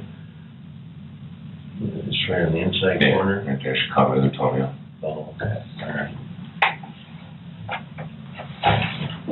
Another thing, Ken, I guess that I'm really having an issue with, is I can't understand how you could have driven down there, you could have seen this vehicle of a girl that you've known for about 10 years, that the only time you've ever met her, that's the vehicle she's been in, that she's been driving.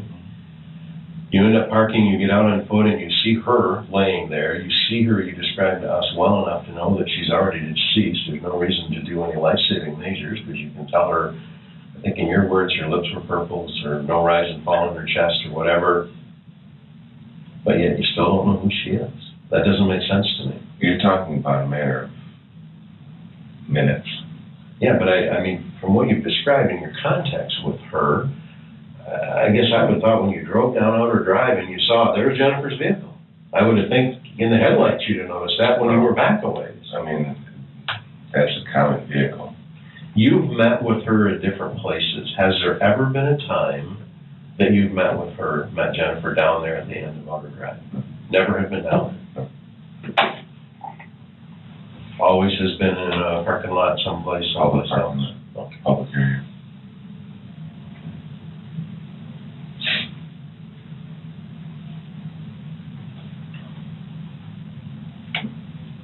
She was from the city, Ken. It was better in a public spot. Why would she go down there? How would she even know that existed down there? Don't know that either. Why would she have told her family tonight that she was going to meet Ken? I have no idea. She specifically, they knew. She called me. They were expecting her home before anybody contacted them because she was late. But early in the evening, they knew where she went. I don't know. I mean, she called me. I haven't spoken to her at all today. She called you and left you a voicemail. Correct. I returned her call and did not leave her a voicemail. And she didn't answer. No. So her phone will show your call back to her as a missed call. Sure. It doesn't. It shows an answered call. It shows a missed call. You know how phone you go through the phones and there's received and there's sent and there's missed, and your call to her was a received call. Not a real long conversation, but obviously long enough to be a conversation. I never spoke to her. Received call. So.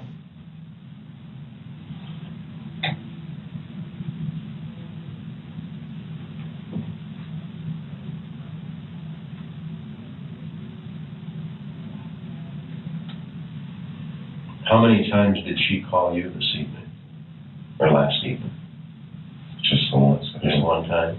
And you? There were, I mean, when Sean was playing with her phone, after we found her, he sent, evidently, I think there was one or two calls. That was after you guys were out there? Correct. Okay. Prior to that, that's just the once. One call from you to her? Yeah. And one call from her to your phone? And she left you a voicemail? Yeah. And what was the content of that voicemail again? Just said, hey, what's up? I'm passing through the area. If you got time to meet. Didn't sound upset, didn't sound angry, didn't just, if you got time to meet.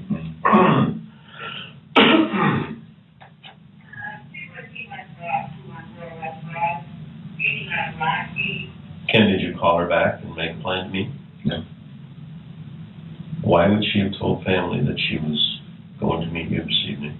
I don't know. And then the two of you end up down there? I can't answer that now. I don't know. It's just weird. I agree with you. But I guess now, I guess her letter makes a little more sense, but. Her what? Her letter. What do you mean? About the married man part.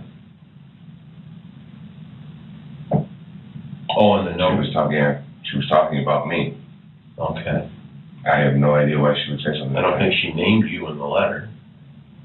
I don't recall seeing my name in the letter, but. Okay.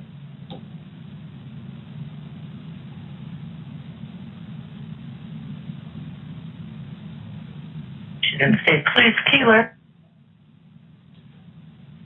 Where's your uniform you were wearing when you worked? It's in the car. Can we have that before you go? Sure. It's in the patrol car? No, it's in my vehicle. Oh, your personal vehicle? Yeah, take it off, wash it. Someone laundry. Sometimes I send them out, but I usually don't at home. Okay. You don't have a problem with us taking a look at that? I don't know. The patrol car you were driving tonight, where is it? Parked in its normal spot. Okay. Has it gone back out on the day shift yet? No. Or is it like an assigned car? I mean, are you the only one that drives? Yes. Oh, okay, all right. I didn't know if you guys were short of cars or. No, they have plenty of cars now, so. Assigned cars, so it's. For the most part, there's a couple people that double up. Yeah, but for the most part, that car number. is- Sorry, this special portion, man. Drives it. Okay. Did you notice when you were down there at the end of Outer Drive with her there, any injuries to her? Other injuries of any kind? Anything stand out? I mean, you described this cord, but did you notice any injuries? Did you look her over to see if she had any injuries, any? Just briefly with Sergeant Waterman, we did, as close as we could without falling into the ditch. And I haven't seen her, so I don't know. I'm just wondering, did you see anything? No, I didn't. No signs of any Huh. injuries of any kind? No, because we went, when Sean was doing his MESI stuff, we went back to the body to check, to get, to go over head to toe. And where was the body at that point? Still in its original position. Oh, partially down the embankment? Okay. It wasn't moved until, to the best of my knowledge, until, the funeral home got there. And you were already gone? I was gone by that time. So the only time you saw the body was in that position in the bank? When Sean was doing his MESI stuff, did you touch the body in any way? No. No? You were never that close, or? No. Okay, how close would you have ever gotten to, at any point? Within a couple of feet. Okay. 3 feet, 4 feet, something like that. I mean, given the position of the body and the slope Mm-hmm. that was there, What was the cord thing that was around her neck? What was it? I don't know, it looked like an electrical cord. Some kind of a, like extension cord type thing? You remember what color it was? Dark. Okay, not bright orange or anything like that, because that's, okay, that seems to be a pretty common color. Did you touch the cord? Don't sound like you're ever that close. No, I took photos of it. Okay, and did anybody else take photos other than you? Once I took the initial photos and we got back here, Sean took the camera from that camera that had the photos on it from me, and I haven't seen it since. Oh, okay, so as far as you know at the scene, you took all the scene photos unless Sean took some after you were gone? Okay. But then once you got back here, that would have been, was Sean back here before they removed the body in the vehicle and all of that? No, that was after. Okay, all right.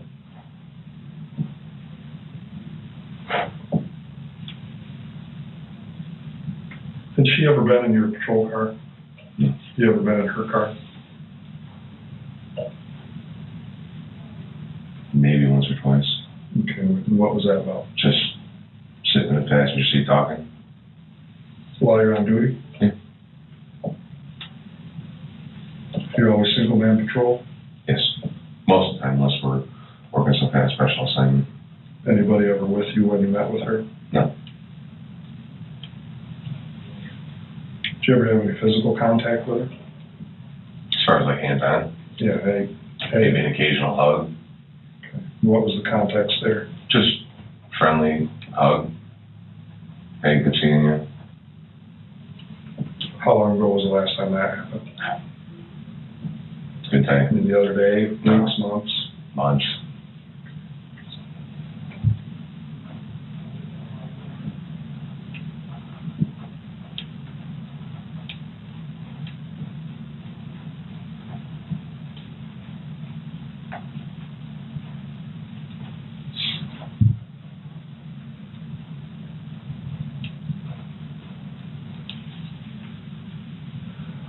We have to cover all bases here, Ken, and, and some of it, we'll go back and we gotta look at some things. We just wanna make sure that we don't get any surprises. Fair enough. And you know the deal. Yeah. And I think you can understand why some of the questions that I asked them, because they do, some things look a little unusual. I completely understand that. I guess I don't like feeling like a suspect, but Well, and it's, a lot of times, it's more about it's getting to the bottom of it. attorney and kind of heading things off before they get there, answering questions before they're asked, I guess is a good way to put it. And unfortunately, you're the only guy that can answer some of those questions. I mean, you're first on scene, at this car where this gal's never been before, that you're aware of, probably has never been before in her life, doesn't even know where it's at. It's not a dispatch call, you just happen upon it because you happen to be in the area and you happen to know her and you happen to be the first one on the scene. Well, sure. I mean, I get it, guys, I mean. And there was a period there that, people couldn't get a hold of you.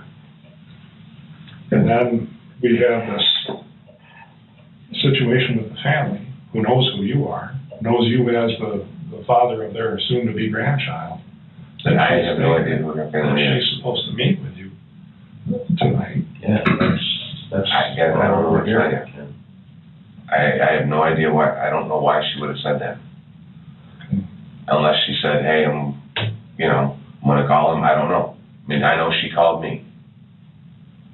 Yeah, they, again, been straight up with her. They knew she was going to you, And then and they knew you by name and occupation and where you worked to be the father, as Jason said, the father of their grandchild that's soon to be delivered. I have no idea why she would say that. I mean, that's unsettling. They also knew that she had plans to be in contact right away with a friend of the court related to her child. They were aware of that.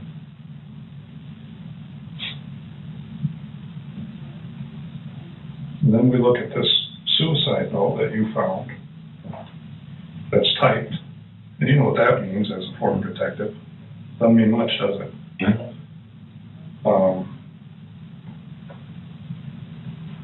And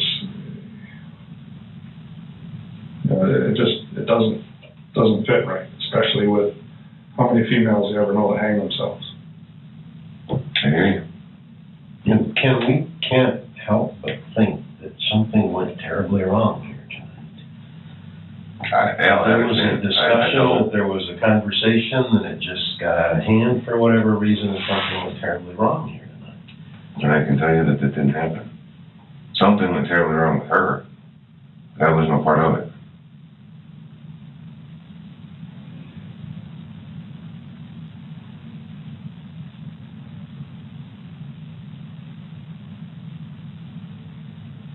And Ken, we're gonna have to go through the whole thing. Cell phone records, text records, email accounts, computers. We'll get video from all the places you were patrolling tonight, and that'll help us establish a timeline, which will be good. We'll get the dispatch records and figure out where you were and when. Do you have an AVL in your car? What the hell is an AVL? Okay, apparently not. There's a little thing the chief puts in so he knows, he can always tell where you were and when you were there. I have no idea what that is. Yeah. So, these things, I'm just telling you, and you I'm sure know this, they're not going to be a surprise to you. Those are things that we got to do. But again, it comes back to, don't let us get surprised here. Yeah. Because if there's something that we are going to find, we need to, it would benefit all three of us here to know that right now. I mean, now is the time to deal with some of those embarrassing things. Now is the time to deal with some of those surprises if we can. Yeah. I know what you're saying. Okay. What you got is what I got. Okay.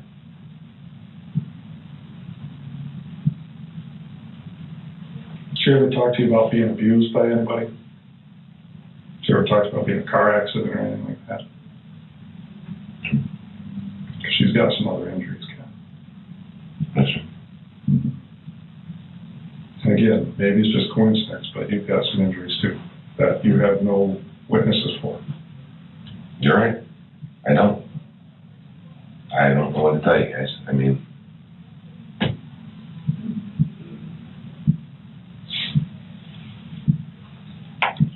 Ken, the biggest thing is, just tell the truth. I know. Okay, regardless of anything else, just tell the truth. I'm sure you've told other people that. Because the truth will always manifest itself in one way or another at some time or another. That's correct. Okay, so just make sure there's nothing that we don't need to know now. We're not going to try and pull all the tricks on you and all that shit. it doesn't do us any good. You know where you're sitting. You know how all this stuff works. So that's a call you're going to have to make. Okay, we're not going to try and do Yoda Jedi mind trick bullshit. You know that it'd be foolish for us to, because you're going to see right through it. You use those same tricks yourself. Well, and you guys are doing it now, so. Yeah, to some degree. It's hard not to. You know, you get in a habit. Right. After 20-some years of, but I think that should tell you something about us too, in that obviously you can tell that we're pretty uncomfortable about that, because as cops, we're thinking one thing. As police officers, and a guy that, I don't know how much Al's worked with you, but I met you years ago, don't really remember you, but I know I never had a bad impression. You certainly don't have a bad reputation around here, around this county, around this city. So, here, a guy like me and Al struggling with this right now, because we're looking at one of our own sitting here and going, motherfucker, how do you talk to a guy about this? And I'm sure you saw it coming, but. Well, once I realized I knew her, okay, bring it on. It's gonna happen, so. Okay. But there's a lot of things that have come up already that, they're flags, brother, they're flags. I know, and I don't know why she would have said something like that. I don't know why she would say that I was the father of her child. I don't get that. That totally dumbfounds me. Well, and maybe you aren't the biological father, but have you talked about trying to help her out or trying to support her or anything? I told her on many occasions that I would always be there for her. That she never told me how or when or who she got pregnant with. I don't know anything about that. But she's a friend of mine, and I would help her out in any way that I could, just like I would help anybody in this building out in any way that I could, male, female, or dog. It didn't matter. They are a friend of mine. I keep my friends close. Well, and it sounds like she's pretty infatuated with you. And look at it. You don't know what she does. She's hanging out at the bar, and she's got a young, strapping lad who's a cop that's befriending her. Is it a meal ticket? Is it something where she's just, I don't know, infatuated with you? And I wouldn't be the father? I don't know. I wouldn't think after 10 years that it would be a meal ticket. We've never gone out on dates. I've never bought her gifts. And vice versa. She's never done that for me either. I don't know why she would say something like that. She ever asked you to leave your wife for her? No. Ever even hint about it? No, never. Did she know you were married? Yeah, absolutely. She knew I had a son. It's clear you guys had a pretty close relationship. We talked a lot. Personal stuff. Ken, you said you had told her you'd help her out. Did you ever tell her that you'd help her financially with the child? I told her if I could, I would. I knew she was struggling. She's not making a lot at whatever job she was doing. She wasn't making a lot. So, if a friend came to you and asked you, hey, I need some help, that's kind of was the impression that I was getting. Is that, if she needed help, I would help her. What's your wife do, Ken, for just?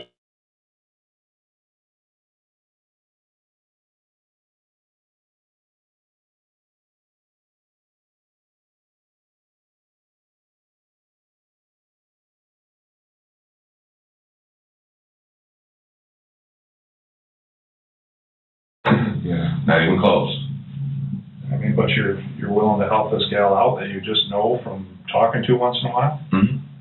Yeah, she's a friend of mine.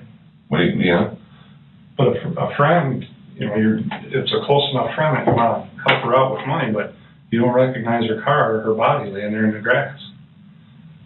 Like I said, it wasn't that I didn't recognize her. It was just there were other things going on that were taking precedence over that, and as it started to come around, it all made sense. Then it all started to fall into place, and yes, it was her. And like I said, we're talking a matter of minutes, not 10. We're talking 1-2 minutes, enough time to be able to do what we had to do. And I didn't really look that closely at her. I mean, I looked at her lips. I saw that her lips were blue. I went down to the chest. It was almost robotic in fashion because that's just how I perform my job. Mm-hmm. You know, when I do my job and I do death, it's a very systematic approach. I've done a lot of death. You know, I've done a lot of cases involving death. First thing I do is I look for signs of life. There were no signs of life. Okay, go to the vehicle and find out what's there. And that's what I did. You know, take your photos, get everything the way it was when you found it, and move on. And just, I mean, that's how I approach everything in this job. I mean, that's just what I do. It's how I was trained to do it. So that's what I did. How did you feel when you realized who it was? I about threw up. It made me sick to my stomach. I mean, literally, I had to walk away at that point. I was just like, oh my God, this is somebody that I know. And it's not somebody that just because I've worked out here for 14 years that I know, it's somebody that I know personally. You know, you walk into your friend's house and you find your friend, you know, laying on the floor dead of a gunshot. I mean, it's one of those, oh my God. I mean.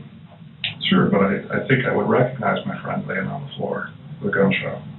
And again, from the distance that I was at, yeah. I mean, subconsciously, did I recognize him? Probably. I can't say that I didn't. I know the approach that I took and the method that I took in doing what we had to do to get the scene locked out.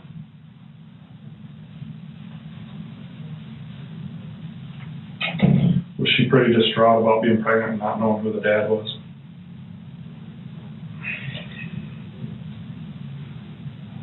We didn't really talk that much about it, but I think it bothered her.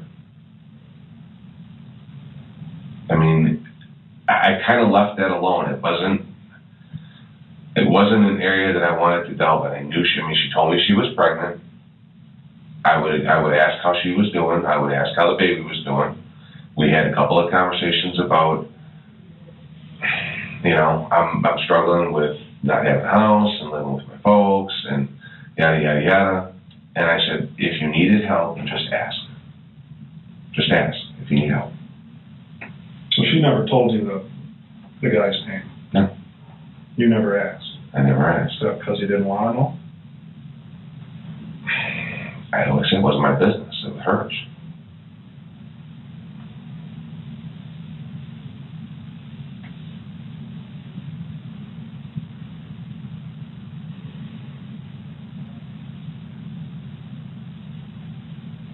What do you think your wife would say about this relationship you've had with Jenny?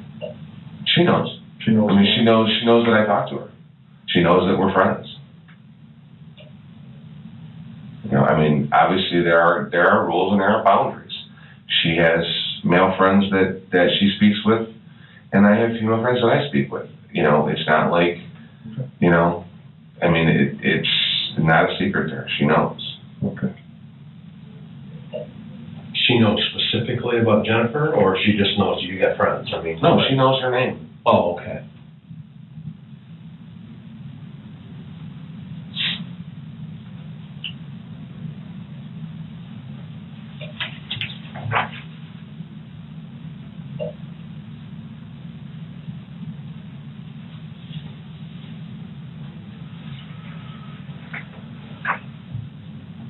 You guys don't have in-car video, right? No. None of your cars? No. Who's your cell phone provider? Mine? Yeah. Right. How long have you had that contract? Year and a half.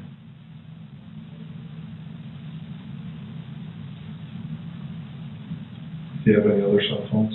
There's 2 others on the plan. My wife's and my son's. 12 all-on-one family plan, anything. What about any other cell phones or any cell phone contracts? You got a track phone or anything like that? Okay.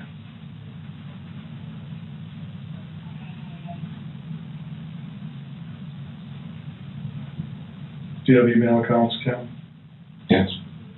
What's your email addresses? Here at home. Both. It's Kenneth Bluew at bbct.org. Okay. And my home is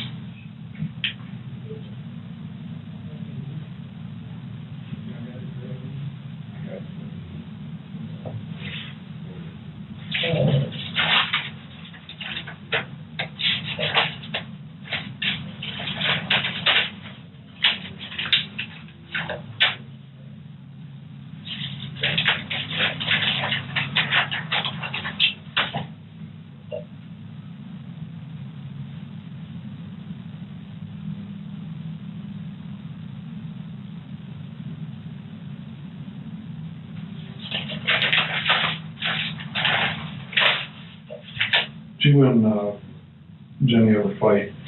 no. Even arguments? No.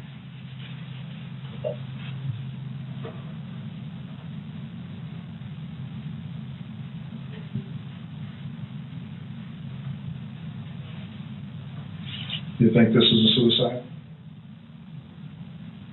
I don't have anything else to think. I mean,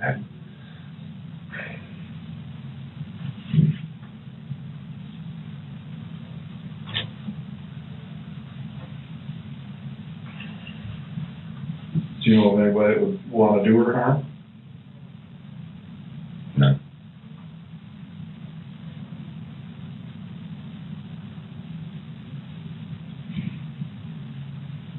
I know you said your wife knows about her. Is she okay with this, or does she have some issues with it? I don't know if she has any issues with it. I mean,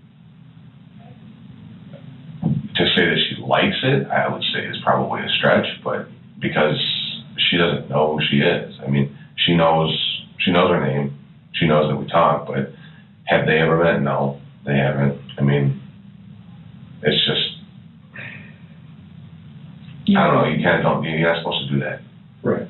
You don't bring that, you don't bring a casual friend into your home like that. I mean, then, she's not a neighbor that we frequently hang out with or anything like that.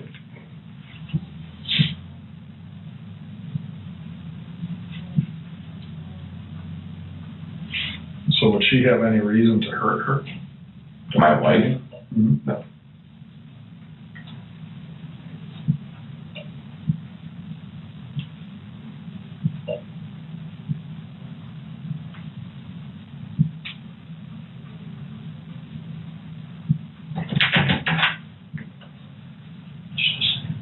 Yeah. Excuse me just a second, Ken.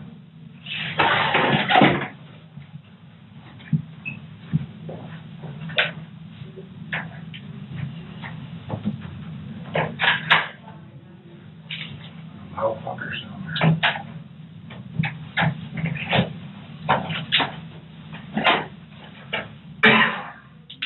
What do you think I ought to do here, Ken? What would you do? Do your job. I mean, it's got to be investigated. I mean, if there's any way around it. Yeah. And it's just, painting that picture, I'm sure you would agree, shit is just fucked up, quite frankly. And it doesn't look real good. So I have to, not just, from the criminal investigation side, but I want to make sure that you're square too, if that's the case. As long as you tell me the truth, all this stuff will check out and we'll be fine. And it's covering you too, you know that. Yeah.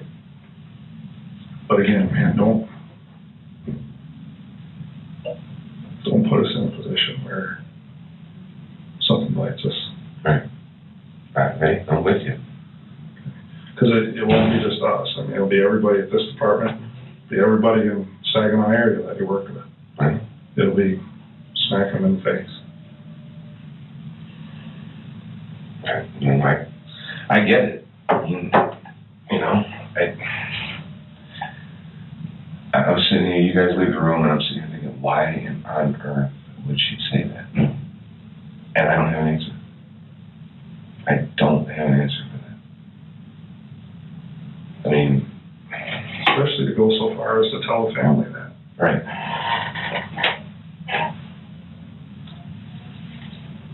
I don't get it. I don't. Is it something where she wanted to be with you so bad that if she can't have you and can't have her family, that she's going to end it? I don't know. If it was, she's never said anything like that to me. She's never given me that impression. She's never, you know, she's never come out and said, you know, that she wants me to leave my wife for her, that she wants to have a relationship with me, that she wants anything. I mean, she's never said any of that to me.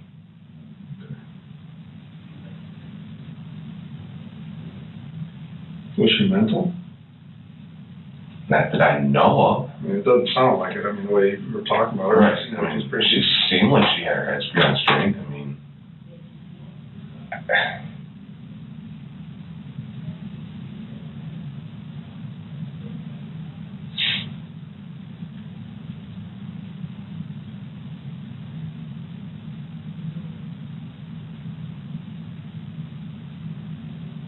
sucks. tell me about it. I mean, it's shitty enough for anybody, but especially when it's somebody you know. Yeah. And then, you know, I know it has to happen. Just, you know, sitting here going through this and, you know, feeling like I'm the one, you know, being accused of doing something to her. Yeah. And I don't want to go that far to actually say those words. You know that, because it's not comfortable for me. Right, but it's there. With all that shit that we just talked about, man, it just fucking stinks. Fucking stinks. There's no other way to say it. And it sucks, man. And I don't like being in this position. You and me both. But I can appreciate that, because I don't know how I would feel if I was in your shoes right now. I feel for it. I do. That just totally, and one, doesn't seem like her, and two, if it is her, then boy, does she really smell meat, because I never saw that side. I never would have expected that from her.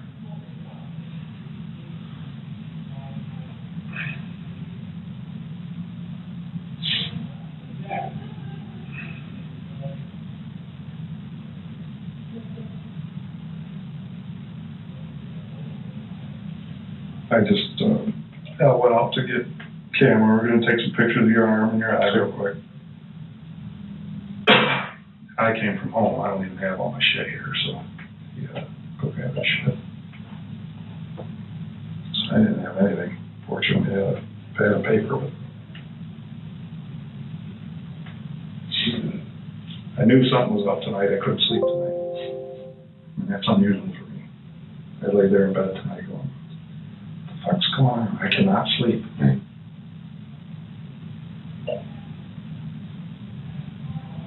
And the funny thing was, I was thinking about work tonight. I ain't got shit going on at work that's any fun. Right. I'm doing fucking open meetings acts and township board violations and shit like that. You know, real exciting. So it's not like I was thinking about anything important, but it was all about work.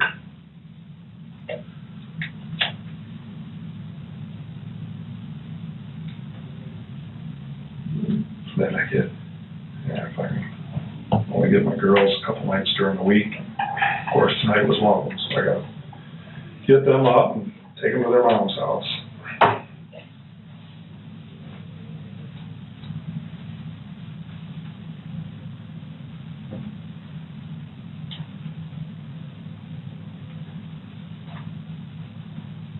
You got to work again tonight?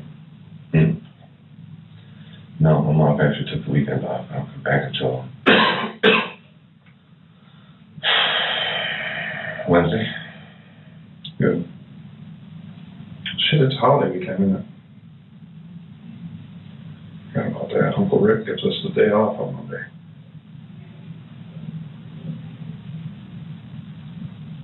That'll be good.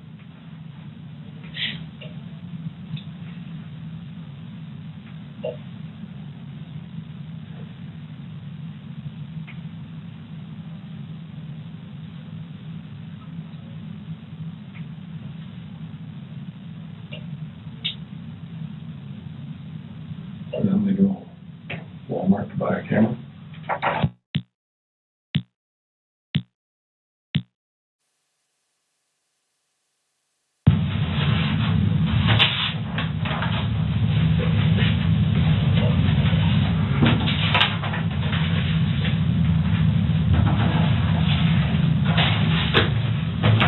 Sorry about my girl black. I'll the camera. You did?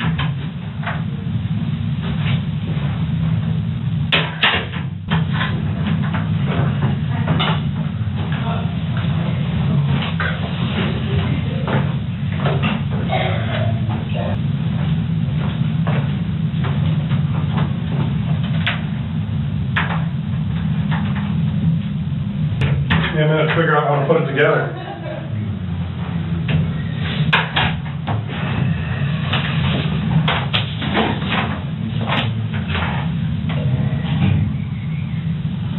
Uh-oh.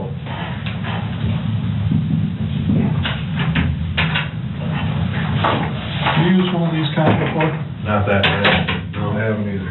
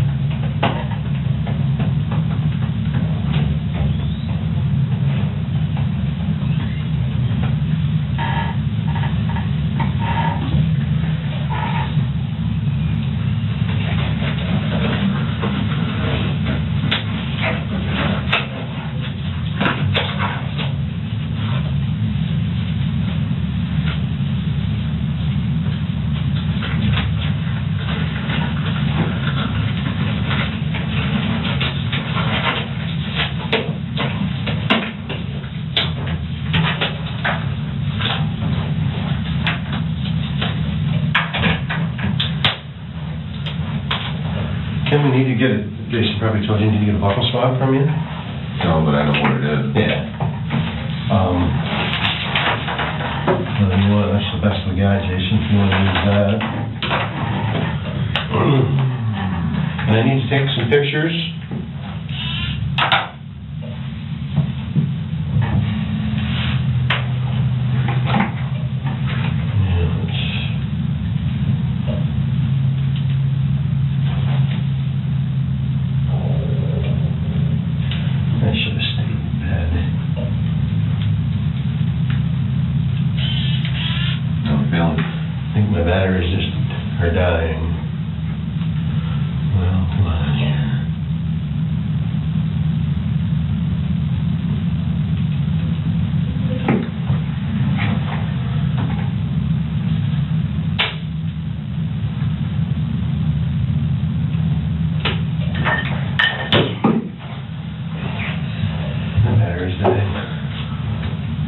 Got some more if you... Yeah, I got some in my car.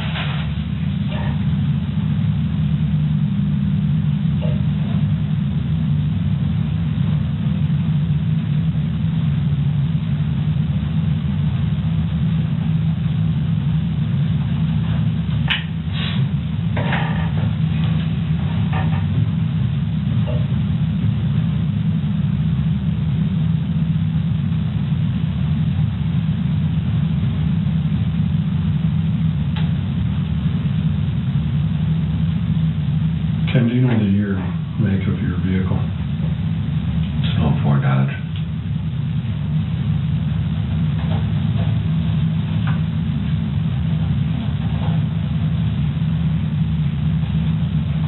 What kind of vehicle is it? It's a Ram. Okay. You wouldn't have to know your plate, would you? I think it's BCN 2015.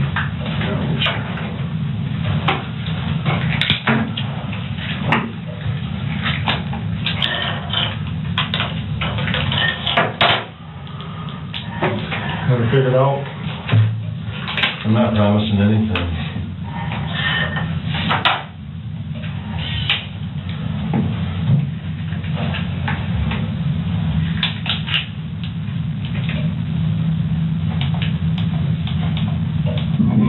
Excuse me.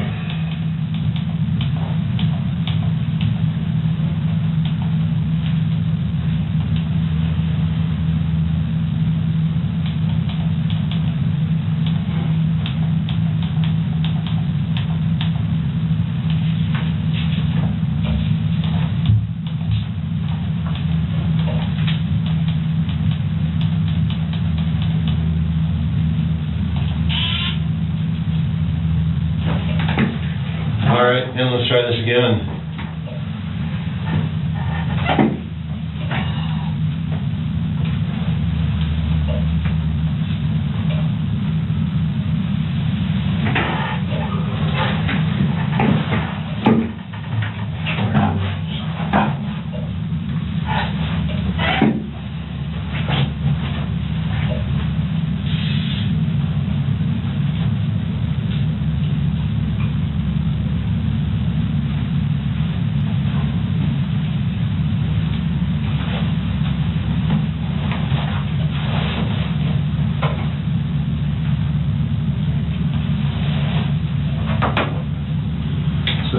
Okay with the flash? Yeah, you think it is.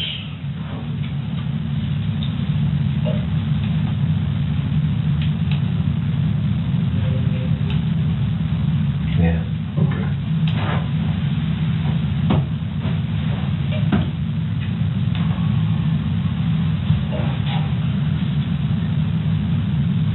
Yeah, I mean, it'll look.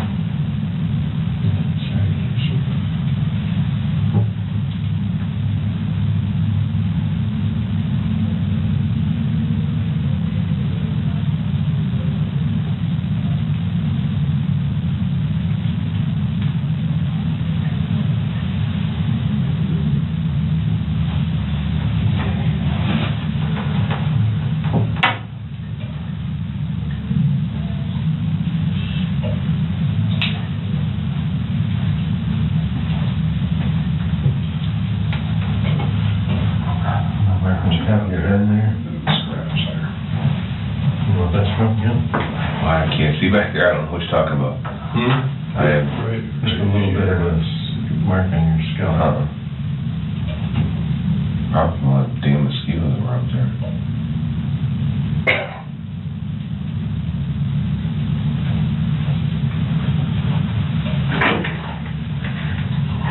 Ken, like we asked before about getting your uniforms for you, because they're out in your truck, I'm gonna ask for consent to go get them out of your truck.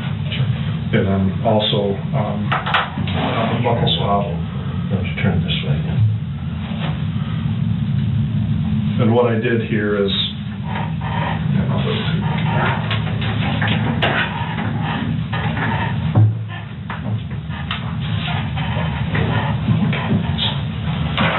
we didn't have the right consent form, so what I did was, this one is for blood. I just crossed out blood withdrawn by a doctor, nurse, medical technician, throw in DNA obtained by Michigan State Police via buckle swab.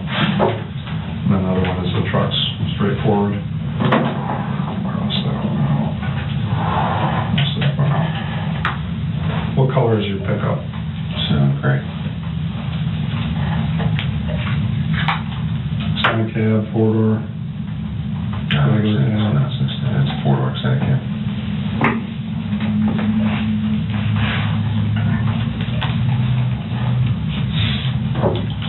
Obviously, you've seen this kind of thing before, and I just need you to print, sign, and put the time down, and I'll have Al sign it.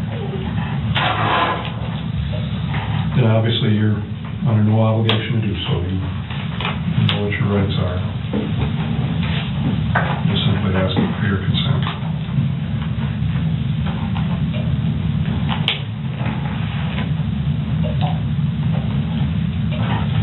Why is it that I'm feeling normal like a suspect every time? Every minute I this right here. Well, we've kind of discussed the issues, and we've talked about what we're seeing and what we're thinking, and I think you can understand, we've got to do what we've got to do. We've got to do this investigation.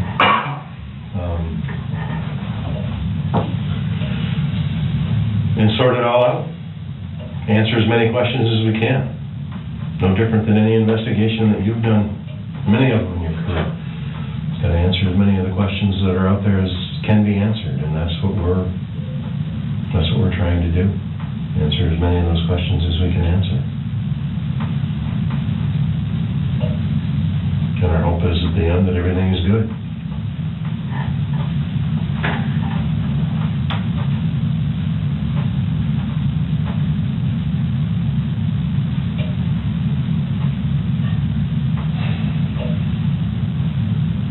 Are you uncomfortable giving the consent? Are you unsure if you want to do that?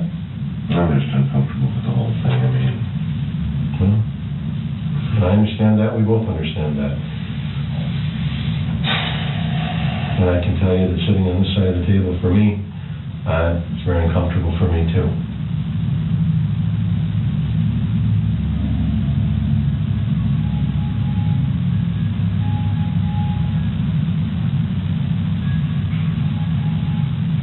Sit here and to know that you've not done anything wrong, but still feeling like you did.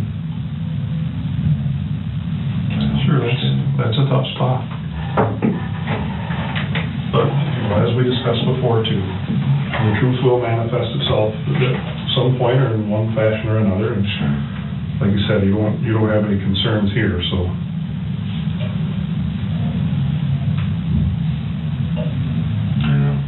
I can tell you one thing, though, guys. I did, in fact, sleep with her. It was a while ago, but I can't say that she ever told me that her baby, or this baby was mine. How long ago was it? Was the timing right that it could be? I don't know. I don't even remember. I mean, it was... So it's our understanding from what we've been told that she's about 8 months pregnant. Puts us back around the first of the year, January-ish. Guess I never really did the math on it, but yeah, I suppose it could be. I suppose it could be about that time. So, if this baby is mine, wow. You don't see us jumping up and down, do you? No, But, as we discussed before, Karen, now it went from bad to worse, guys, I know.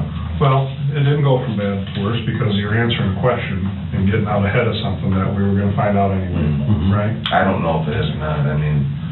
But if there's a possibility, that's what we wanted to know. That's I know important that that we know it's possible. I know that we used a condom, I know that she said she was on the pill.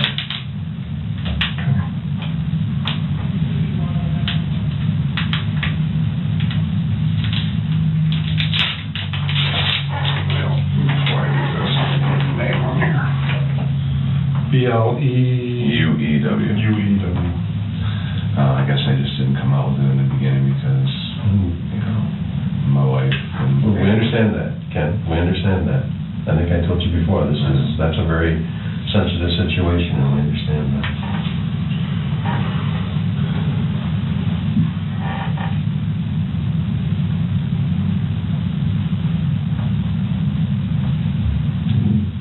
Something on my head, too. Just a little bit of a scrape or something, right on the edge of your hairline there. They're mosquito bites.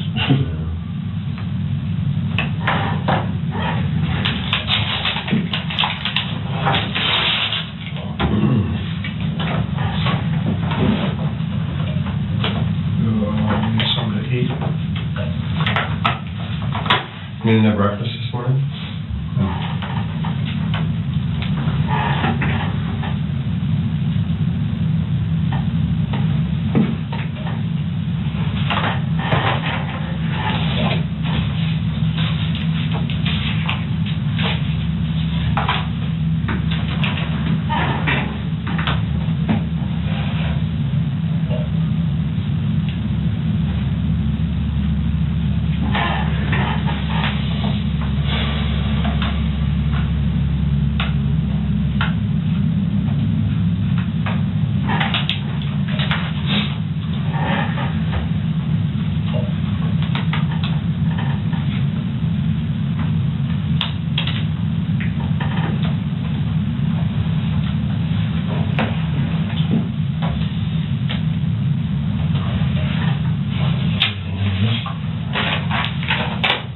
Yeah, I still gotta put,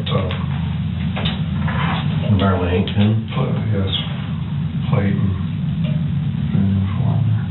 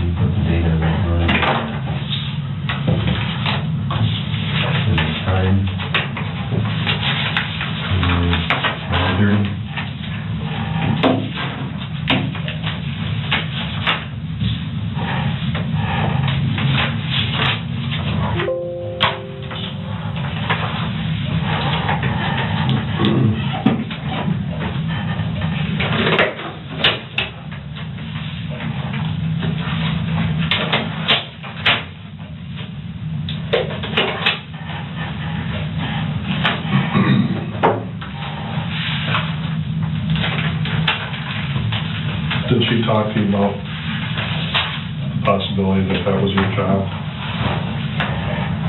And not really. I mean, Tell me what happened. she kind of hinted at it, and I said, Jen, I said, well, it's possible. I said, you were on the pill, and I used the condom. And she said, so I'm saying is it's possible. I said, okay, well, it's possible, it's possible. Did that concern you? Yeah. Of course it concerns me. But, you know, at that point, the deed was done. What are you going to do about it? I mean,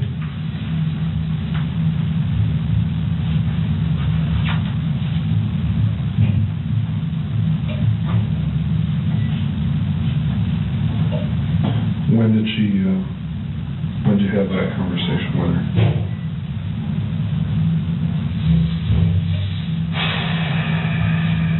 a few months ago. So she was well into it by then? Yeah. She asked for a paternity test or anything? No. She hadn't mentioned anything about that? Had she mentioned anything about friend of court? To you?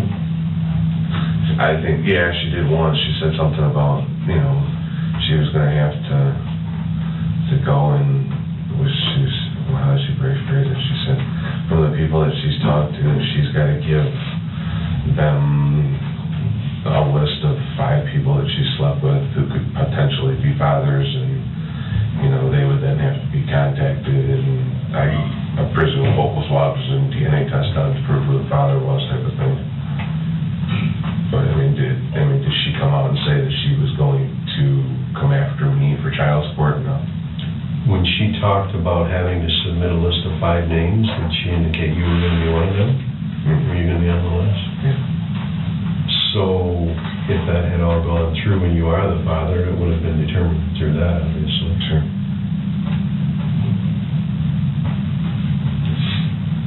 And you said earlier that your wife was aware of your friendship with Jennifer. Mm-hmm. Was she aware of any of this other stuff? No, she wasn't. You know, many years ago, I had an affair that we worked through, and, you know, things have been much better. And I don't know, it was one of those things where it just kind of happened, and as cliche as it sounds, that's kind of what happened. I don't remember the condom breaking. You know, Where was that? that was on my personal time. At her house, or? Okay. You know, we met in a park.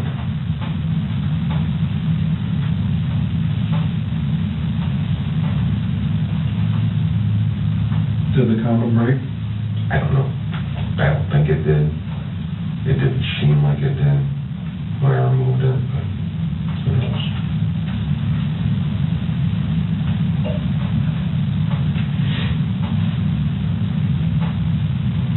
Did your conversations with Jennifer about the father of the child ever get into other possibilities? I mean, did As far as names. But I guess, she would know whether there's other possibilities of being the father or not. Did she ever talk about that? She said I wasn't the only one. Okay. But she didn't tell me who. She didn't give me names of other guys that she slept with. But she didn't say that it can't be anybody but you, Ken? Okay.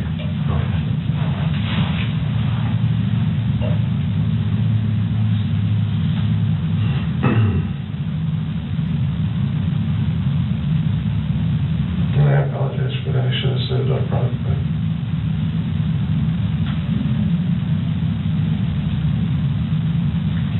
Well, I'm sure, Ken, that you can appreciate that. The bigger problem is, big deal, you slept with her. Okay. The bigger problem is now, what am I supposed to believe?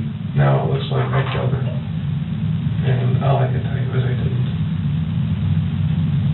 I didn't have anything to do with it.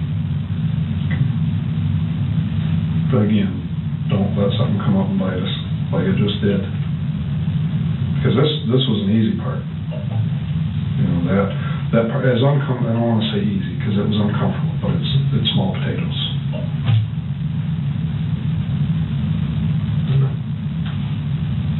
But if there's something else that we need to know, now's the time. You got it. I mean, you know, have I been in their truck? Yep, been in their truck. Told you that. Yeah. Have we had sex? Yep.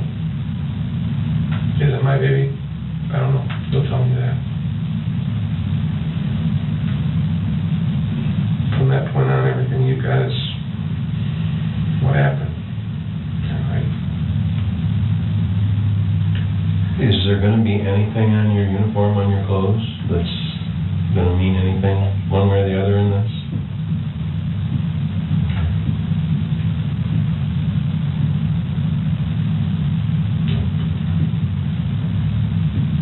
Is she going to have any other unusual injuries that need to be explained?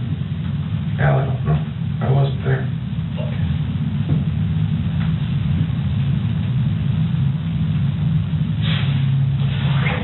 Let me see your arm again.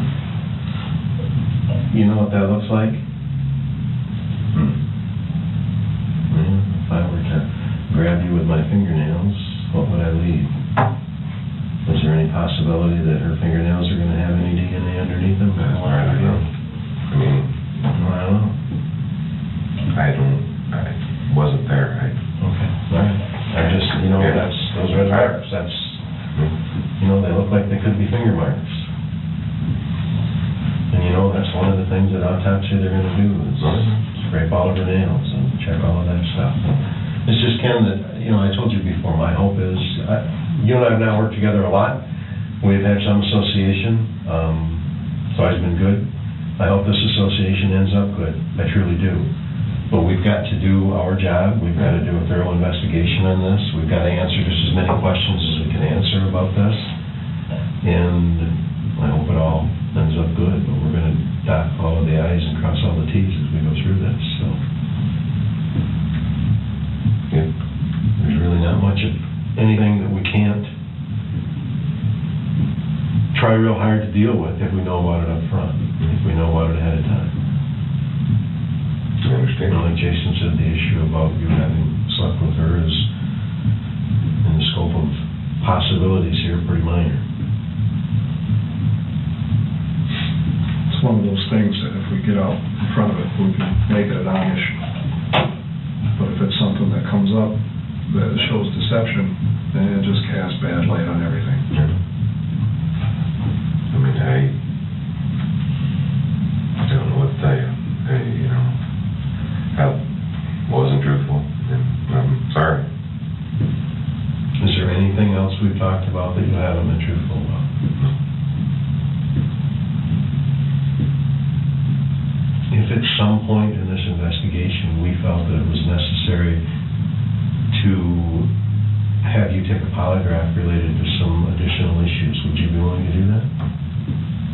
What would that show us? Hopefully that I'm telling you the truth.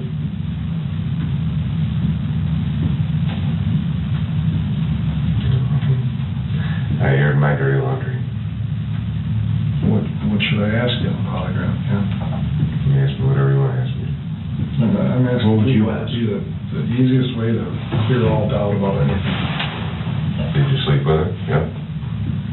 Did you kill her? No. Anything else? Did you meet her tonight down at the end of Outer Drive? No.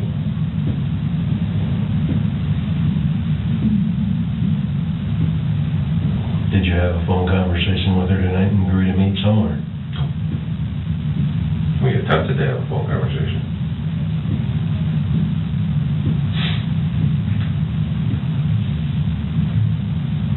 Is it possible you are the father of that child? Well, I slept with her, so yeah, I'd say it's probably possible.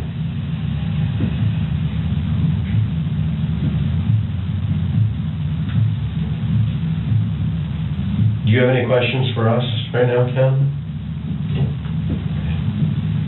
We want to go out right now and take a look at your vehicle. Yeah. Is it locked up? These keys to it here? Can I take them? Can I go with you? Because my gun's in the truck. Oh, okay, yeah.